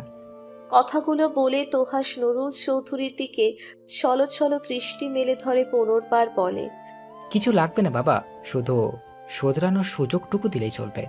আমরা আমাদের শাস্তি পেয়েছি। আরিয়ানা সুস্থ হতে সময় লাগবে, ওকে একটু সময় দিও তোমরা। ওর ব্যবহারে কষ্ট নিও না প্লিজ। তোহাস নিজের কথা ব্যক্ত করে উপরে চলে এলো। দেখলো আরিয়ানা চক্ষু কোটরে জল নিয়ে ঠোঁটে ঠোঁট চেপে চেয়ে আছে। হাতের মুঠোয় পুড়ে রেখেছে ওড়নার কিছু অংশ। তোহাসের বুকটা ধক করে উঠল। সে নিরুপায় ছিল, ভীষণ অসহায়। একদিকে পরিবার, অন্যদিকে স্ত্রী। আরিয়ানের কথা মোতাবেক তাকে সম্মান দিয়ে এ বাড়িতে এনেছে, তবুও মেয়েটা থাকতে চাইছে না। এখানে এসে বারংবার ভয়ে সেটে যাচ্ছে, হারিয়ে ফেলার ভয়। ওর হাতটা ধরে রুমে নিয়ে এলো, দরজা লাগিয়ে ওকে বিছানায় বসালো। নিজে বসে নিচে। বিছানায় তিতিশা নিশ্চিন্তে ঘুমে মগ্ন। যদি মেয়েটার ঘুম ভেঙে যায়, সে কারণবশত তোহাস নিচু মোলায়েম স্বরে বলল, তোমাকে বুঝতে বুঝতে হাঁপিয়ে গেলাম, তবু আমি তোমাকে চাই। শুধু তোমাকে না, আমার পুরো পরিবারকেই চাই। তুমি তো আমাকে খুব ভালোবাসো, বিশ্বাস করো। আমাদের কেউ কেড়ে নিবে না, কেউ না। একেবারে তো তোমার জন্য সব ছেড়েছি, এবার না হয় আমার জন্য এখানে থাকো প্লিজ। আরিয়ানা নিরুত্তর, আখি পল্লব নড়ছে তীর করে, হয়তো রোদন আটকানোর প্রয়াস। তোহাস নিজের সুস্পষ্ট হাতের বৃদ্ধাঙ্গুল খুব আলতোভাবে ঘষে দিল কোমল ত্বকে, চোখের নিচের কালো অংশে। এই যে ওর সামনে মেয়েটা বসে আছে, একদিন হয়তো তারও আপনজনের সান্নিধ্যের আশা ছিল, কিন্তু কিছু মারাত্মক নিকৃষ্ট ভীতি ওর মনের মায়া ভালোবাসা অতল গভীরে ডুবিয়ে দিয়েছে। এখন সে শুধু বুঝে নিজ স্বার্থ, এতেও লুকায়িত আছে ভালোবাসা, মমতা। কিন্তু মেয়েটা সেটা সম্পর্কে অবগত নয়। মেঝে ছেড়ে আরিয়ানার পাশে বসলো তোহাস। ওর মাথাটা বুকের বাপাশে ধরে বলল, একটু কষ্ট করো, তারপর দেখবে এত শান্তি পাচ্ছ যে নিজেই অবাক হয়ে যাবে। পুরানো তুমিকে দোষারোপ করবে কেন? আগে এমন ছিলে কেন? নিজের আপনজনের সাথে থাকা হয়নি তা ভেবে। পরিবারের সবার নিকটস্থ আরিয়ানার অসুস্থতার ব্যাপারটা খোলাখুলি করলো তুর্য। শুনেই কেঁদে দিলেন মেহরিমা। নুরুল চৌধুরী কেবল দীর্ঘ দীর্ঘ নিঃশ্বাস ফেললেন। উকিল সাহেবকে বিদায় দিয়ে সবাইকে আদেশ করে গুরু গম্ভীর ভাব আটলেন কণ্ঠে। জানালেন সবাই যেন আরিয়ানার সাথে ভালো ব্যবহার করে। আগে বুঝলে হয়তো কিছুটা সুস্থ হতো এতদিনে সে, কিন্তু পরিস্থিতি কারোরই অনুকূলে ছিল না। শ্রেয়া অত্যন্ত খুশি হলো শ্বশুর মশাইয়ের আদেশ শুনে। সেও চায় একটা মানুষ যতই খারাপ হোক তাতে একটা ভালো হওয়ার সুযোগ দেওয়ার। তাই বলে বারবার নয়, স্রেফ একবার।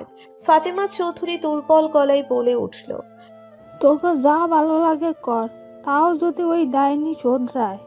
নুরুল চৌধুরী নম্র কণ্ঠে হাঁক ছাড়লেন, আম্মা। আম্মা কি কথা কইবি না? তোকে মতন আমার ভেতরে এত দরদ নাই। মেহরিমা ঠান্ডা গলায় বলল, তবুও আপনি কিছু বলবেন না আম্মা? মেয়েটার ভালো ব্যবহার প্রয়োজন। বাহ, তুমি কইতাছো বউ, যাক তোমার মনটা নরম হইল। আসলে কি জানো, তোমার ছোট পোলার বউটা আস্ত মাখন। তার বালা বালা আচরণে এবারে সবার, তোমারও মন গলে গেল। আজ আমার নিজের উপর গর্ব হইতাছে, এই মাইয়ারে তুর্যর বউ কইরা আইন না। তোমার পোলা বউ পাইয়া এত খুশি, এখনো আমার একটা ধন্যবাদও দিল না। তুর্য ভ্রু কুচকে তাকালো, অধর ছুঁড়ে হাসি, ঠোঁট ক্ষীণ বাঁকিয়ে বলল, ধন্যবাদ ফাতু, আমার বউ বলতে হবে। নুরুল চৌধুরী ও আয়ুষের বাবা মুখ লুকিয়ে হেসে উঠে গেলেন। মেহরিমাও ত্রিহাকে নিয়ে রান্নাঘরে গেলেন। দুপুরে তুহাস খায়নি। ফাতেমা ভেংচি কাটল, না না, আপনার বউকে বলেন তার মিষ্টি হাতে আমারে একখানা পান বানাইয়া খাওয়াইতে। রহিমা পাশ থেকে বলল, আম্মা আমি বানাই দেই। রেগে মেগে উঠল ফাতেমা। তোরে বলছি। মৃদু হেসে শ্রেয়া পানের বাটা আনতে চলে গেল। তুর্যের রসকসহীন স্বর, সুযোগে আমার বউকে খাটানো, এই মহিলা পরিবর্তন হবে না। সকলে ড্রয়িং রুম ছাড়লেও ফাতেমা, রহিমা ও প্রিয় রয়ে গেল। খানিক সময় বাদে শ্রেয়াও আসে পানের বাটা নিয়ে। ওকে আসতে দেখে ফাতেমা দ্রুত বলল, তাড়াতাড়ি আয় মাইয়া। ওই প্রিয়, তুইও আয়। দুজন আমার দুই সাইডে বইয়া পড়, জরুরি কথা আছে তোরার লগে। হতবিহ্বল নেত্রে একে অপরের পানে তাকাই প্রিয় ও শ্রেয়া। দুজনেই ফাতেমার দুই পাশে বসে পড়ল। মক্ষম সময় লুফে নিচের কথা পারল সে। ফিসফিস করে বলল, সামনের লাইগা দুজন কি ভাবছিস? পুয়াতি হইতে মন চায় না? আগে আমাদের দাদি শাশুড়িরা কত বুঝাইতো কেমনে জামাইরে আসলে বাধা যায়, কত কি। এখন তো আপডেট যুগ। বিষম খেল উভয়ে।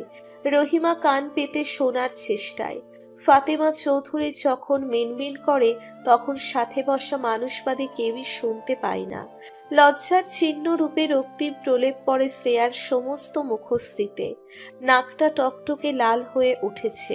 প্রিয় এখন হাসছে, মিটমিট হাসি। ফাতেমা ব্যঙ্গ করল, বলল, সরম হাসি বাদ দেন আপনারা, যা কইছি মন দিয়া শুনেন। এই শ্রেয়া এতদিনে এক বাচ্চার মা হইয়া যাইতো। আমার সব নাতিদের বাচ্চা কাচ্চা দীক্ষা মরতে চাই আমি। পদ্ধতি বাদ, জামাই পটাইয়া মা হইয়া যা দুইজন। লজ্জা চলাঞ্চলি দিয়ে দিল প্রিয় তৎক্ষণাৎ। ফাতেমাকে দুই হাতের বাঁধনে চড়িয়ে নিয়ে নির্লজ্জ আনন্দপূর্ণ গলায় ঈষৎ চেঁচিয়ে ওঠে, আহা দাদি, আপনি একদম আমার ধাঁচের। বাঁচতে লজ্জা রাখতে নেই, উপদেশ মেনে নিলাম। এখন হাবাগোবা চার চোখ লেকচারারকে পটিয়ে মা হয়ে যাব। কপাল চাপড়াতে অভিলাষ জাগছে শ্রেয়ার। এত ঠোঁটকাটা মানুষের ভিড়ে ও যে কেমন করে এলো, ব্যাপারটা অতীব বিস্ময়ের, অতীব। একটা টিনের চাল দিয়ে পৃথিবীতে ফেনিক ফোঁটা জ্যোৎস্না নেমে আসবে, সৌন্দর্যে মোহিত করে নিংড়ে তুলবে দুহৃদয়। একে অপরকে দেখবে উন্মাদ হয়ে দুই জোড়া চোখ। চুম্বকের ন্যায় আকর্ষণ বাড়তেই থাকবে। সেকেন্ড, মিনিট, সময়ের পর সময় বৃদ্ধি পাবে ছটফটানি। অন্তরের উচাটন ক্রমশ পাগল করে তুলবে দুজনকে। বিষয়টা সুন্দর না প্রিয়? একদম পাগল করা। ছাদে দাঁড়িয়ে মধ্যরাত্রিতে চাঁদ দেখছে আয়ুষ প্রিয়। প্রিয়র মাথাটা আয়ুষের চওড়া বক্ষে ঠেকানো, বদনে তৃপ্তির ছাপ, শান্তি, সুখ। প্রিয় মানুষ পাশে থাকলে সুখ সুখ অনুভব হয়, দূরে গেলেই যেন অশান্তির ঝড় দাউ দাউ করে অগ্নি স্ফুলিঙ্গ চলে অন্তঃপুরে। তাই তাকে মানসিক শান্তি বলে অভিহিত করা বেমানান কিংবা ভুল নয়। খুশিতে অক্ষে নিমুলিত করে রেখেছে প্রিয়। আয়ুষর কর্ণ দুয়ারে মুখ ছুঁয়ে বলে, আপনার জ্যোৎস্না বিলাসের সমাপ্তি কখন ঘটবে? কেন, তোমার ভালো লাগছে না? ভালো লাগার চেয়ে বেশি কিছু হচ্ছে। প্রিয়র কপালে চিন্তার রেখা পড়ে। উল্টে ঘুরে আয়ুষের চেহারাটা দেখতে চাইলে থামিয়ে দেয় সে। আরো অনেক বেশি শক্ত করে চেপে ধরে বলে, এই অল্প আলোতে আমার ভিতরে কি চলছে বুঝবে তুমি? প্রিয়র চিন্তিত ব্যগ্র স্বর। এভাবে না হলে কিভাবে বুঝবো? বুদ্ধি বাড়িয়ে। আয়ুষের সোজা উত্তর। প্রিয় প্রতিবাদ করে বলল, আমি যথেষ্ট বুদ্ধিমতী, শুধু চশমা পরলেই ব্রিলিয়ান্ট ভাব হয় এমন না। আমার বুদ্ধির সাথে টক্কর নিলে তুমি শূন্য। তাহলে আমার ভিতর এখন কি চলছে বলো? আয়ুষের প্রশ্নে প্রিয় কয়েক পলক ভাবল, ঢের ভাবল। পরক্ষণে লাজুক স্বরে বলল, জোছনা চাদরে মুড়িয়ে বইয়ের সঙ্গে গভীর রোমান্স করার ইচ্ছে। আয়ুষ ফিক করে হেসে দিল। ওর সম্পূর্ণ দেহটা শূন্যে তুলে বলল, তুমি আসলেই খুব বুদ্ধিমতী ও কিউট বউ। এ বাড়িতে আসার 3 দিনের মাথায় নিচু থেকে আরিয়ানা শ্রেয়ার রুমের সামনে এসে দাঁড়ালো। বিছানার ওপর থাকা এলোমেলো কাপড়গুলো গুছিয়ে আলমারিতে রাখছিল শ্রেয়া। অকস্মাৎ নজর দরজায় যেতেই বলে, আপনি বাইরে দাঁড়িয়ে আছেন কেন আপু? ভেতরে আসুন। দোনমনো করে ভেতরে ঢুকে আরিয়ানা। কোলে তিতিশা ওর শাড়ি খামচে ধরে রেখেছে। শ্রেয়া হাত বাড়িয়ে অনুমতি চাইল। ওকে নেই। আরিয়ানার সহজ সরল উত্তর। না। হতবাক স্থবির শ্রেয়া, অবাক বেশ। তিতিশা এক প্রকার ছাপ দিয়ে পড়ল ওর বুকে। কিন্তু শ্রেয়ার চমক অটল ও পরিবর্তন দেখছে। কিঞ্চিত পূর্বের আচরণের অমিল খুঁজে পাচ্ছে আজ আরিয়ানার মাঝে। ওকে মিষ্টি হাসি উপহার দিয়ে আরিয়ানার স্বীকারোক্তি। চেষ্টা করছি তোহাসের জন্য সবার সাথে মেশার। ভালোবাসার মানুষের জন্য ত্যাগ ও ভালোবাসার মধ্যেই পড়ে, তাই না? হ্যাঁ, যেমনটা তোহাস ভাইয়া করেছিল আপনার জন্য বাবা মার ভালোবাসার বিসর্জন দিয়ে। তবু প্রত্যাশা দিন শেষে আপনার মনে তাদের জন্য সম্মান যেন জাগে। সূর্য চলে গিয়েছে, তুমি যাওনি যে? Varsity off. আরিয়ানার প্রশ্নে তড়িৎ গতিতে একটা কথা মনে পড়ে যায় শ্রেয়ার। তাড়াতাড়ি করে বিছানার পাশের পড়ার টেবিলে হেলান দিয়ে রাখা মোবাইলটার দিকে ঘাড় বাঁকিয়ে তাকালো। তুর্য তাকিয়ে আছে গভীর দৃষ্টিতে। তাজ্জব বনে গেল ও। ভার্সিটি খোলা থাকায় গতকালই চলে যেতে হয়েছে তুর্যের। শ্রেয়ার খারাপ লাগলেও অনুরোধ করে কয়েকদিনের জন্য থেকে যাওয়ার। আসলে এই সময়টা পরিবারের পাশে থাকাই উচিত। ওর জন্য প্রিয় রয়ে গিয়েছে। ইশারায় কাছে ডাকলো তুর্য। টেবিলের কাছে যেতেই কলটা কেটে দেয়। বাকরুদ্ধ শ্রেয়া। এই বলে ভিডিও কলে থাকো, এই আবার কাছে ডেকে ফোন কেটে দেয়। নিমেষেই ফোনটা আবার ঝংকার শব্দ সৃষ্টি করে। এবার অডিও কল। আরিয়ানা নিশ্চুপে সবটা দেখছে। খারাপ লাগছে না ওর। ভালোবাসা দেখতে ভালোই লাগে। শ্রেয়া কলটা রিসিভ করে কানে ধরতেই তুর্য অনতি বিলম্বে লঘুস্বরে বলে উঠল, আমার একটা দাঁতের স্পর্শে তুমি কুকড়ে যাও শরমে, অথচ তিতিশা ঘাড়ে খামচি দিল টেরি পেলে না। ব্যাপার কি বলতো? আমার বেলায় ইচ্ছে করে বেশি বেশি আদর পাওয়ার জন্য? ধারালো কথাবার্তা সইতে না পেরে চট করে ফোন কেটে দিল শ্রেয়া। হৃদস্পন্দন ক্রমশ উতলা হয়ে উঠছে।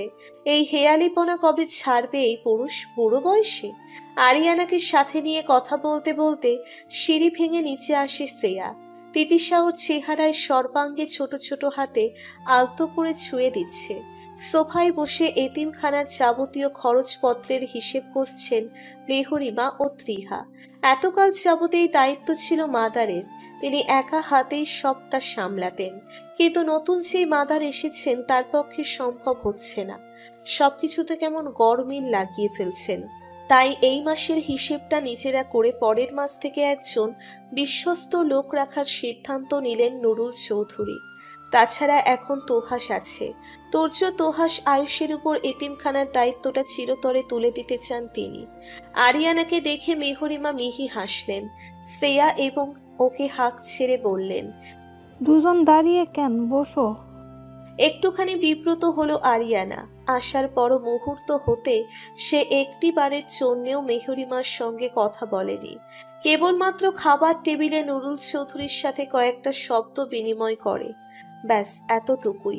মনের গহ্বরে হাজারো শঙ্কা জাগলেও সেগুলো এক প্রকার দমিয়ে আরিয়ানা হাসল। হাসিটা কেমন চাপা চাপা। ধীর স্থির মন্থর গতিতে মেহরিমার পাশে বসে পড়ে। সম্পূর্ণ বিষয়টাই বিধে শ্রেয়ার কাজল চক্ষে। অধৈর্যরা ক্ষীণ ছড়াই ও। পুরোপুরি না পারুক আরিয়ানা চেষ্টা তো করছে, চেষ্টাটাই বা কজন করতে জানে। প্রচেষ্টার অভ্যন্তরে চেতে চেতে কোনো এক সময় গাঢ়ভাবে চড়িয়ে যাবে আপনের মায়ায়। অতপর অত্যাধিক অসম্ভব ব্যাপার হয়ে উঠবে সেই ইন্দ্রজাল। মোহমায়া কাটিয়ে ওঠা পারে না কেউ, পারে না এমন চাল হতে বেরিয়ে আসতে। সাময়িক কালের নিমিত্তে আসলেও অন্তর জ্বলে ওঠে হুটহাট করে।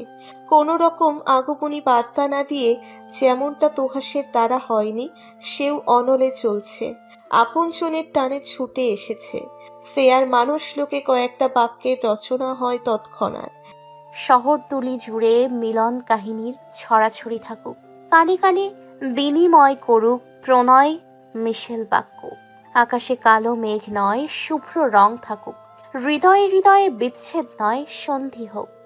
মেহরিমা চৌধুরীর গলা শোনা চাই পুনর্বার, অত্যন্ত মমতা মাখানো সেই কণ্ঠে। শ্রেয়াকেও বসার জন্য ডাকছেন তিনি।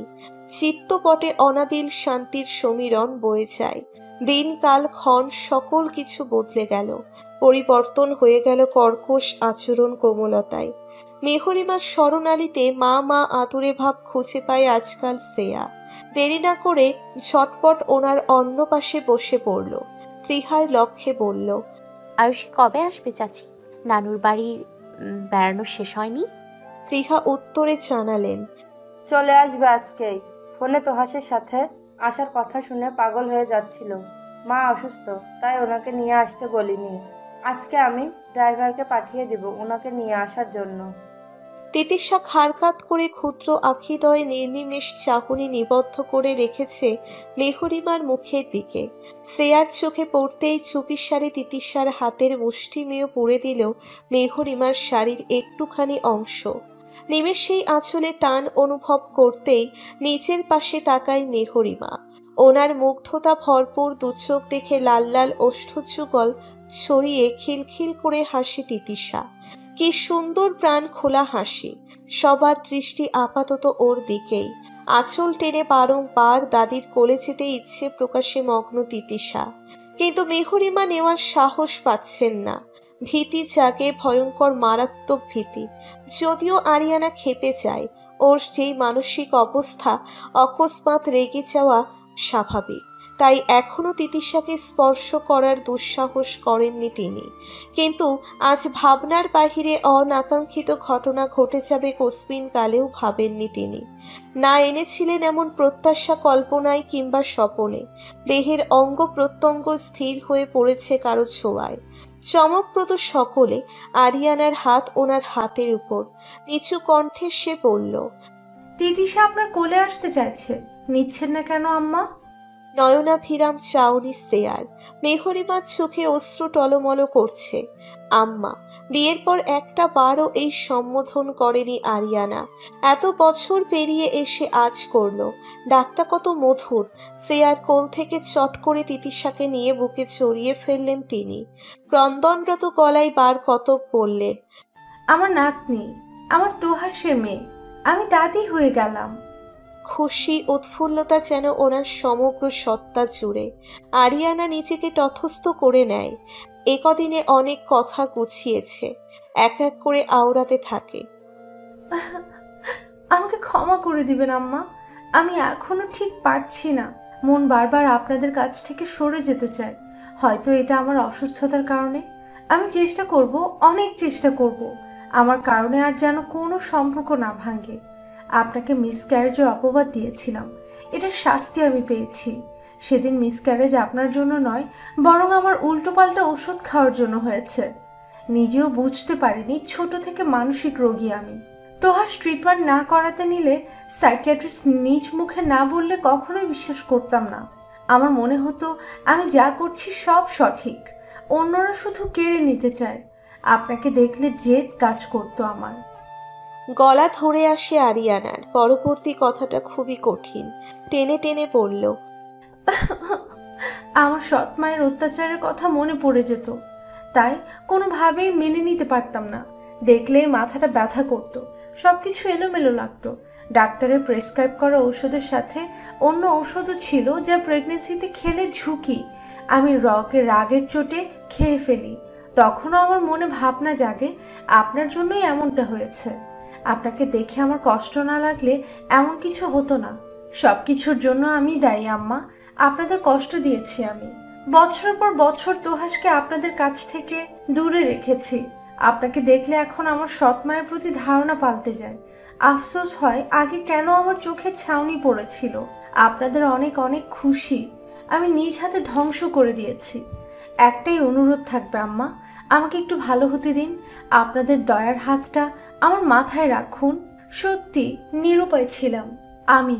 হিংসা অসুস্থতা আমাকে কাবু করে দিয়েছিল। তোহাস এখনো ভালো করে হাসেনি। ও শান্তির হাসি হাসতে পারে না আমার জন্য। ও বোধ হয় ভাবে আমি এখানে ভালো নেই, কাউকে ভালো রাখতে পারছে না সে। আমাকে ওর মুখে হাসি ফুটাতে সাহায্য করুন আম্মা। আমিও স্বচ্ছ নির্মল একটা জীবন চাই আপনাদের সাথে। আকুতি মিনতির স্বর আরিয়ানার। অবাধে অক্ষি কার্নিশতে জল গড়াচ্ছে। আজ কোনো ছলনা নেই, আছে নিঃসংশয় আবেদন, আপনজনকে খুশি রাখার প্রয়াস। ত্রিহারও চোখ ভরে আসে জলে। মেহরিমা যথেষ্ট শক্তপোক্ত ধাঁচের মানুষ। নুরুল চৌধুরীর চেয়ে এ ঘরের প্রত্যেকটা মানুষকে ভালোবেসেছেন উনি। ভালোবাসার দাবি নিয়ে হাজির হয়নি স্বামীর সান্নিধ্যে। মাথায় একটাই কথা আটকা পড়ে যায়, কোনো এক সময় তার স্বামীর রাজ্য জুড়ে অন্য এক রানীর বসবাস ছিল। চাইলেই হুট করে সেখানে উড়ে এসে জুড়ে বসা সম্ভব নয়। মানুষের মন নামক গৃহে প্রবেশ করতে হয় আস্তে ধীরে। উনিও এমনটাই করেন, তবে তার পশ্চাতে অনেক ধৈর্য, ত্যাগ, বিসর্জন রয়েছে। তিলে তিলে ধাতস্থ হয়েছেন, নিজেকে সামলেছেন, পরিস্থিতি অনুযায়ী শিখেছেন কঠোরতা। এই মুহূর্তেই সূক্ষ্ম নিঃশ্বাস বিমোচন করে বললেন, আর কাঁদবে না আরিয়ানা। অতীতে পড়ে থাকলে শান্তি স্বস্তি কোনোটাই আসবে না মনে। বর্তমান সুন্দর করে তুলি আমরা। আমি সব ভুলে গিয়েছি। তুমিও যাও, মনে রাখবে তুমিও শ্রেয়া আমার কলিজার কলিজা। তোহাস সূর্য যেমন আমার কলিজার অংশ, তেমন তোমরাও ওদের কলিজার অংশ। এমনটা আমি এমনি এমনি বলছি না, আমার ছেলেদের ভালোবাসা দেখেই বলছি। আমি তোমাদের প্রাণ ভরে আদর দিব, তাতেই আমার ছেলেরা সুখী। সেটা আমি জানি। আমি শ্রেয়ার সাথেও অন্যায় করেছি। দুজনে না হয় এখন আমাকে একজন ভালো শাশুড়ি বানিয়ে দিও, মিলে ঝুলে। শেষের কথাই হাসির ঝিলিক। শ্রেয়া ও আরিয়ানার চোখাচোখি হতেই উভয়ে একই সঙ্গে সমস্বরে চিৎকার করে ওঠে। বলে, মেহরিমা চৌধুরী ভাব নিলেন, বললেন, আই নো পুত্রবধূরা। প্রিয় সিঁড়িতে থাকা অবস্থায় চিল্লিয়ে বলল, আমার আম্মুও বেস্ট, আর আমিও ওনার একমাত্র ছেলের একমাত্র সুযোগ্য বউ। ঠোঁট দুটো নড়ে উঠল ত্রিহার। ঢেউ ভাঙা হাসির শব্দে শব্দে মুখরিত চৌধুরীর বাড়ির চার কোণ। সাজবেলা নেমেছিল সবে। তন্মধ্যে এসে বাড়ি মাথায় তুলে ফেলেছে আয়ুষী। মেয়েটা নরম স্বভাবের হলেও বেশ পটু, বিশেষ করে অন্যদের সাথে মিশে যেতে। এসেই আরিয়ানার সাথে ভাব জমিয়ে ফেলেছে। দাবি করেছে ভাইদের সঙ্গে বসে মাংসের ঝোল দিয়ে মুড়ি মাখা খাবে। তুর্যকেও ফোন দিয়ে বলেছে এক্ষুনি আসতে, কিন্তু ওকে নিরাশ করে দিয়ে সে জানিয়ে দেয় আসতে পারবে না। মনক্ষুণ্ণ মন খারাপেরা শুধু আয়ুষের জন্য নয়, আরও একজনের অন্তর্দেশেও এসেছে, এবং সেই জন হলো শ্রেয়া। আজ কতদিন সরাসরি দেখে না তুর্যকে। খুব করে বলতে চাই চলে আসুন না, কিন্তু পারে না লজ্জায়। যখনই এটা বলবে তুর্য এমন কথা শোনাবে যেটা হজম করাই হবে কষ্টকর। তার চেয়ে মৌনতাই শ্রেয়। বড় এক বোল মুড়ি মাখা নিয়ে ছাদে এলো শ্রেয়া। পাটি বিছিয়ে গোল হয়ে আরিয়ানা, তোহাস, আয়ুষ, প্রিয় বসে আছে। আয়ুষী বসেছে দুই ভাইয়ের মধ্যবর্তী স্থানে। ঘোর রজনীর প্রহর চলছে। মধ্যরাত্রিতে মুড়ি মাখা খাওয়ার বিষয়টা, তাও তন্দ্রা একপাশে ফেলে, খুবই আশ্চর্যজনক, তবে বেশ মজারও। বোলটা সবার মাঝে রেখেও বসতে নিল প্রিয়র পাশে, কিন্তু পারল না। তোহাস বাধা দিয়ে পড়ল, ছাদের অপর পাশে ছিলাম এতক্ষণ, মোবাইলটা ভুলে ওইদিকে রেলিংয়ের উপর রেখে এসেছে। এনে দিবে? এখন মনে হলো। জি ভাইয়া, এক্ষুনি নিয়ে আসছি। শ্রেয়া চেতে নিয়েও তীর রেখা নজর ফেলে দেখল সকলে কেমন মিটমিট হাসছে। হাসিগুলো নিঃশব্দ, কিছুই ঠাউর করতে সক্ষম না ও। গোলমেলে লাগছে সবটা। তোয়াক্কা না করে গটগট পায়ে অপর প্রান্তের দিকে হাঁটতে লাগলো। এসেই চক্ষু ছানা বড়া, কাঁপুনি দিয়ে ওঠে সমস্ত তনু। অষ্টদয় ফাঁক হয়ে অস্ফুট শব্দে বেরিয়ে আসে প্রশ্ন, আপনি? সম্মুখে নির্বিকার ভঙ্গিতে রেলিংয়ে হেলান দিয়ে দাঁড়ানো মানুষটা। শ্রেয়ার কম্পন মিশ্রিত প্রশ্নটা যেন তার শ্রবণেন্দ্রিয়ই হয়নি, বরঞ্চ ছাই কালার শার্টের উপরের বোতামটা খুলে পড়ল। ওইখানে দাঁড়িয়ে আছো কেন? জলদি আসো। বউকে সারপ্রাইজ দিতে কত কি করতে হলো। নিজের বাড়িতেই লুকিয়ে ছাদে আসলাম। লং জার্নি, সব মিলিয়ে ক্লান্ত। তাড়াতাড়ি কাছে আসো। বুকে মাথা রেখে একটু ভিতরটা শান্তি করে দিয়ে যাও তো, নয়তো এই ক্লান্তি আমাকে ছাড়বে না। মিসেস শুভ্রপরী, আর ক্লান্তি আমাকে না ছাড়লে আমি তোমাকে ছাড়ছি না। স্ট্যাচু হয়ে গেলে কেন? তুমি চাইছো না তোমার জামাইয়ের শান্তি? বড্ড নিষ্ঠুর বউ তুমি শ্রেয়সী, ভিতরটা জ্বলে যাচ্ছে। নিবিড় নির্জন বিভাবরীতে ছাদের অপর পাশ হতে মৃদুমন্দ জ্যোতি আসছে যেন ভেসে ভেসে। চমকিত শ্রেয়ার শিরা উপশিরায় তরঙ্গ খেলা করছে। পুরনো অভ্যেস ক্ষণে ক্ষণে কিংবা আকস্মিক নব্য হয়ে ওঠে। অতিরিক্ত বিস্ময়ে ভয়ে গলায় শুষ্ক শুষ্ক ভাব হয়। কণ্ঠনালী শুকিয়ে কেমন কাট কাট হয়ে যায়। শ্রেয়ার এই অভ্যেসটা বদলায় না। ধীর গতিতে পতলি ছাদের মেঝেতে ছুঁয়ে এগিয়ে এলো তুর্যের সান্নিধ্যে। বুকটা থরথর করে কাঁপছে। একটা দমকা হাওয়া বয়ে গেল সেই সময়টাতে। এলোমেলো করে দিয়ে গেল ওর কেশগুচ্ছ।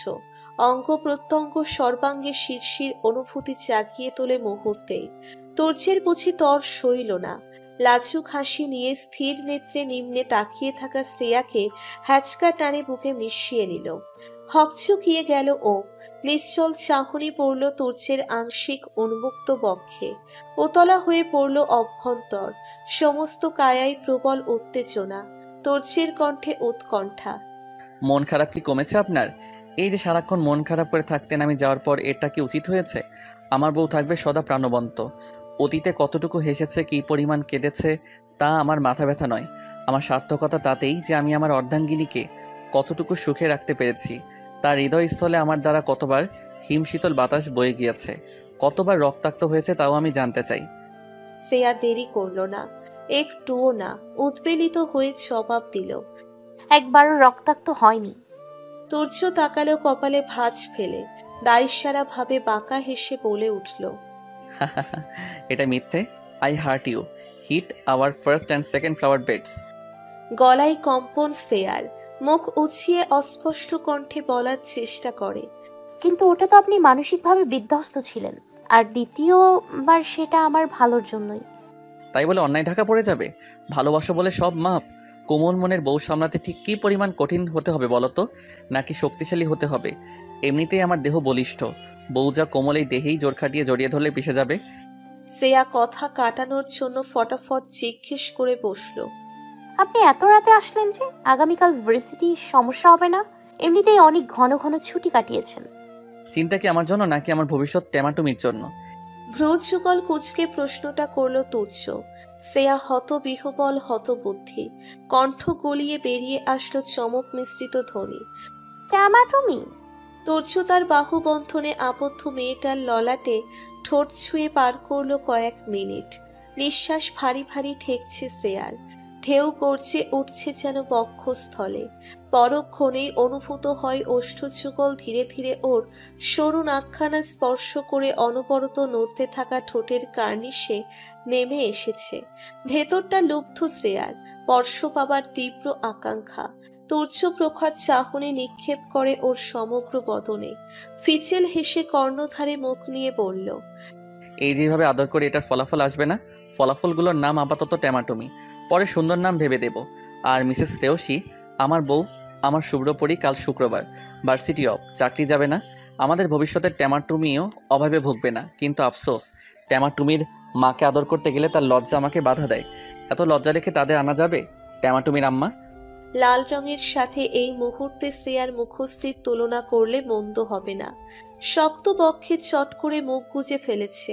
ইচ্ছা অনিচ্ছা সব মিলিয়ে নরম ওষ্ঠাধরের স্পর্শ এঁকেছে সেই খোলামেলা বুকের বাপাশে। তুর্য শরীরের সর্বস্ব শক্তি দিয়ে মিশিয়ে নিল ওকে। তারও হৃদযন্ত্রের ক্রিয়া প্রক্রিয়া অস্বাভাবিক হয়ে পড়ল। বলল, তোমাকে ছাড়া থাকতে পারবো না। যেদিন গেলাম সেদিন থেকে ভিতরে জ্বালাতন শুরু হয়। আমার ক্লান্তির অবসান হওয়ার মাধ্যম আমি রেখে গিয়ে স্বস্তির নিঃশ্বাস ফেলতে পারি। শ্রেয়া ভুলবশত মাথা নাড়িয়ে হ্যাঁ বলে ফেলল। নিমেষে ক্ষিপ্ত দৃষ্টি ছুঁড়ে মারল তুর্য। ভয়ে কুঁকড়ে গেল ও। আমতা আমতা করে বলল, না, ফেলতে পারে না। তবুও লাভ হলো না। তুর্য আগুনের শিখার ন্যায় জ্বলে উঠল। ওর ওড়নাটা টেনে নিয়ে নিচের গলায় পেঁচিয়ে পড়ল।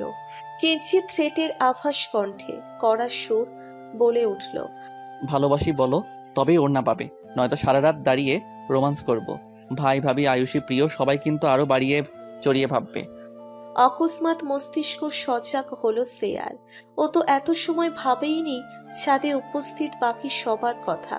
লজ্জায় কুকড়ে যেতে মন চাইছে। এখন ওড়না ছাড়া যেতেও পারবে না। ভালোভাবেই দড়িবিহীন ওকে শক্ত কঠিন বাঁধনে বেঁধে ফেলেছে। সুযোগ পেলেই হেয়ালিপনায় মাতোয়ারা হওয়া এই সুঠাম দেহি পুরুষ। অদৃশ্য বাঁধন অথচ কি কঠিন। উপায় অন্তর না মেলায় মনে মনে সাজিয়ে নেয় বর্ণমালা। বুকের ধূপধাপ আওয়াজ সমেত বলল, বাবা ভালোবাসি। তুর্য রেলিংয়ে হেলান দিয়ে দাঁড়ালো। চেহারায় নির্লিপ্ত ভাবসাব। প্রশ্ন করল, কবে থেকে? শ্রেয়ার এমনিতেই রুদ্ধশ্বাস অবস্থা, তার উপর তুর্যের বেপরোয়া অভ্যেস। জেনে শুনেও ওর সাথে ইচ্ছাকৃত এমন করে। বিয়ে ঠিক হবার পর থেকে। না দেখে ভালোবাসা? বাহ, বউ আমার real lover. I love you too too too বউ। শ্রেয়া বেয়াক্কেল বনে গেল। এতবার টু টু টু, আশ্চর্যজনক কাণ্ড। ভারী শরমও লাগছে। প্রতিদিন যেন নতুন করে আবিষ্কার করে ও তুর্যকে। হেয়ালিপনা গম্ভীরতা মিলিয়ে ভালোবাসা প্রকাশ করে যায় লোকটা। এবার ওড়না দিন। হাত পাতে শ্রেয়া। তুর্যকে অগ্রাহ্য করে কয়েক কদমে ওর পিছনে গিয়ে দাঁড়ালো। তৎক্ষণাৎ মাথায় কিছু অনুভব করলো ও। ওড়নাটা জড়িয়ে দিয়েছে ওর মাথায় তুর্য। হাতটা ধরে সাথে করে নিয়ে এলো আড্ডার স্থানে। ওদের দেখে হইচই করে উঠল সবাই। আয়ুষী তো রীতিমতো খিলখিল করে হেসে গেল। ঠিক কতক্ষণ হিসেব করা হয়নি সময়ের। কখনো কখনো বেহিসেবি অনেক কিছুই ভালো লাগে। সেই রাতে আড্ডা হয় চম্পেষ্ট। তন্মধ্যে আরিয়ানা সবাইকে সাক্ষী রেখেই তুর্যের প্রতি কৃতজ্ঞতা জানায় ওদের এ বাড়িতে ফিরিয়ে আনার জন্য। ক্ষমাও চাই। বিপরীতে তুর্য কেবল এটাই বলে, মানুষের হৃদয়স্থল কাজ নেয় স্বচ্ছ হলে ত্রিভুবনের সবকিছু সুন্দর। সেই কাজ যদি ঘোলাটে হয়ে যায়, আশেপাশের চারিধারের সকল জিনিস কুৎসিত তুচ্ছ। পরের প্রাতকালে তোহাস তুর্য হাঁটতে বের হয় বাবার সঙ্গে। দুই ছেলেকে নিজের দুপাশে পেয়ে নুরুল চৌধুরী এখন বেশ সুস্থ হয়ে উঠেছেন। চিন্তা, কষ্ট, দুঃখ, মানসিক অশান্তি একজন সবল মানুষকেও নেতিয়ে দেয়। মানুষটাকে পরখ করলে মনে হয় সে যেন কত কঠিন রোগে ভুগছে, অসুস্থ। এগুলো থেকে মুক্তি পেলেই সুস্থ আর শান্তি। নুরুল চৌধুরীর ক্ষেত্রেও তাই হলো। আজকাল মানুষকে দেখিয়ে দিনে নিজের তাগড়া তাগড়া দুই যুবককে নিয়ে মহানন্দে ঘুরে বেড়াতে পারেন। হাঁটতে হাঁটতে কবরস্থানের কাছাকাছি আসে তিনজন। অধরে মায়া মায়ের কবরটা। তিনজনেই অপলক দৃষ্টিতে তাকিয়ে রইল। কত শত সেকেন্ড যে পার হলো এর মাঝে সে খেয়াল কারোরই নেই। মোবাইলটা বেজে উঠতেই তোহাস একটু ঝক্কি দিয়ে ওঠে। মাকে দেখেনি সে, কিন্তু কল্পনায় খুঁজে পায় প্রতিনিয়ত। মোবাইলটা নিয়ে একপাশে সরে আসে। বাবাকে নিয়ে বাড়িতে এসো, উনি ওষুধ না খেয়ে বেরিয়ে পড়েছেন। আম্মা এখন বলল, ডায়াবেটিসের রোগী হয়ে এত অনিয়ম করলে চলে, জলদি এসো। কি ধমকি দিয়ে আরিয়ানা টুপ করে কলটা কেটে দিল। তোহাসের মনটা ছেয়ে যায় প্রশান্তিতে নিমেষেই। এক রাতেই আরিয়ানা নিজেকে আরো পাল্টেছে। তুর্যের কথাটা মাথায় অত্যন্ত সুন্দরভাবে গেঁথে নিয়েছে। পরিষ্কার হৃদয়ের হতে হবে। হৃদযন্ত্রে কোনো রকম ভেজালের অস্তিত্ব রাখা যাবে না। কেননা মেদিনীর সবটা মুগ্ধ হয়ে সুন্দর চোখে অনুভব করতে হবে। তোহাস ফিরে এসে বলল, বাবা বাড়িতে চলুন। দেহের কোনো একাংশে পুরনো অনুভূতিদের উচ্চাটন ক্রমশ বেড়ে গেল। কিছু বলতে পারলেন না নুরুল চৌধুরী। উনি দুহাত অনুচ্চ অর্থাৎ সামান্য উঁচিয়ে দুই ছেলের কাঁধে রাখে রাশভারী গলায় বলল, ভালোবেসে আগলে রেখো দুজনে। ফাতেমা চৌধুরী প্যাসওয়েজে লাঠির ঠক ঠক শব্দ তুলে এগুচ্ছিল। হুট করে তার চোখে বিধে প্রিয়র চুমু খাওয়া। তড়িৎ বেগে দুইবার চুমু খেল মেয়েটা আয়ুষের খসখসে গালে, খোঁচা খোঁচা দাড়ির উপর। লজ্জায় উল্টে ঘুরে ঘরের দিকে হাঁটা ধরল। বিড়বিড় করল, প্রেম করব স্বামীর লগে, দরজাটা লাগাইয়া করবা না, শরম নাই? রহিমা খালা ফাতেমা চৌধুরীর রুমেই ছিল। হাতের ঝাড়ুটা ফেলে দৌড়ে এসে বলে উঠল অস্থির গলায়, কি বিড়বিড় করেন আম্মা? বেজায় বিরক্ত ফাতেমা, রাগে গজগজ করল, তুই একটা কান পাতা বেটি, সব হুনা লাগবো তোর? বিড়বিড় করছি তোরে লাতি মেরে কই পাঠামো ওই বিষয়ে। এডি কি কোন আম্মা? আমি কি করছি? করস নাই, কিন্তু এখন আমার মাথার উপর নাস্তা সোস। যা চা লইয়া আয়, চা খামু। আনতে হবে না, রহিমা খালা বসুন, আমি এনেছি দাদি। আতুরে নম্র কণ্ঠস্বরটা শুনে কান খাড়া হয়ে ওঠে ফাতেমা চৌধুরীর। মুখ ঘুরিয়ে দেখে আরিয়ানা চায়ের কাপ হতে দরজায় দাঁড়িয়ে, ঠোঁটে মিষ্টি হাসি ঝুলানো। উনি ভূত দেখার মতন করে বিস্ময়কর দৃষ্টিতে তাকালো, নিচু কণ্ঠে বলল, তুমি? আরিয়ানা প্রশ্নটা উপেক্ষা করে এগিয়ে এলো। মেহরিমা শিখিয়ে পড়িয়ে দিয়েছে কিভাবে দাদির মন জয় করতে হবে। চায়ের কাপটা এনে টেবিলের উপর রাখলো সে। নিচে যেতে আপনার কষ্ট হবে, তাই উপরেই নিয়ে আসলাম। বিশ্বাসযোগ্য মনে হচ্ছে না কথাগুলো ফাতেমা চৌধুরীর নিকট। কণ্ঠে দৃঢ়তা টানে, তোমার হাতে চা খাবো না? কেন? বিরস স্বর আরিয়ানার। যদি কিছু মিশিয়ে আনো। গটগট করে কাপটা হাতে তুলে নিচে চুমুক বসালো আরিয়ানা। তৎপর বলল, বেঁচে আছি দাদি, আমাকে সুন্দরভাবে আপনাদের সাথে বাঁচার সুযোগ দিন। কয়েক পলক ভেবে ফাতেমা চৌধুরী বলে উঠল, দিমু, এখন চায়ের কাপটা দাও। বরবাদ তো কইরা দিলা, এটাই খাইয়া লই। আরিয়ানা স্মিত হাসল, সেই হাসিতেই যেন মুক্ত ঝরছে। মন্ত্রমুগ্ধেন্ডাই তাকিয়ে দেখল নিষ্পলক অক্ষিতে ফাতেমা চৌধুরী ও রহিমা। কোরবানির ঈদ পালনের জন্য সম্পূর্ণ চৌধুরী পরিবার গ্রামে এলো। বিশাল বড়সড় একটা গরু কিনেছেন চৌধুরী সাহেব। এই প্রথম ছেলে পুত্রবধূ নিয়ে গ্রামে ঈদ পালন। গ্রামে বহু বছর না আসায় আগের আধা পাকা উপরে টিনের চাল দেওয়া দুটো ঘর রয়ে গিয়েছে। উঠোন পেরিয়ে এ ঘর থেকে ওই ঘরে যেতে হয়। মাঝে মধ্যে আসলে মানুষ থাকবে ভেবে এরকম ঘরে তুলে রাখা, কিন্তু ব্যস্ত জীবন ফেলে রেখে গ্রামমুখী হয় কজন। মেহরিমা বেতের মোড়ায় বসে 3 পুত্রবধূর আলামত দেখছেন। 3 জনেই জেদ ধরেছে আজ শিলনোড়ায় মশলা বাটার। শহরে ব্লেন্ডার কম চালিয়ে এখন কাঁচা হাতে এসব কি পারবে? তবুও প্রবল চেষ্টা 3 জনের। শ্রেয়া এক প্রকার যুদ্ধই চালাচ্ছে। যে করেই হোক দারুচিনি একদম মিক্সড করেই ছাড়বে ও। ত্রিহা বার কতক বলেছে প্রিয়কে এসব ছেড়ে ঘরে গিয়ে বিশ্রাম নিতে, কিন্তু শুনতে অপারক। এখানে এসে রহিমা খালার একজন সখী হলো, তার নাম কুসুম। কুসুম খালা বলেই ডাকে সবাই। পাশের বাড়িতেই থাকেন তিনি। উনি 3 জনের উদ্দেশ্যে বলে উঠলেন, আজকাল এমন বউ পাওয়াই যায় না। আমার পোলার বউটা সারাদিন খায় আর ঘুমায়। তোমাকে মতো শহর থেকেই তো প্রেম কইরা বিয়া কইরা আনছিল আমার পোলাটা। নিজের ঘরের সব তেতো, পরের ঘরের সব মিষ্টি। মহিলার কথার পৃষ্ঠে হাসি মুখে বলে উঠলেন মেহরিমা। কথার মারপ্যাচ বুঝতে পেরে শ্রেয়া নিঃশব্দে হাসল। কে জানে কুসুম খালা বুঝল কিনা।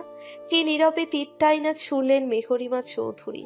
শিলনোড়ায় মশলা বেটে হাতের অবস্থা নাজেহাল আরিয়ানারও। তবুও আনন্দ পেল ও। সন্ধ্যা ঘনিয়ে এসেছে।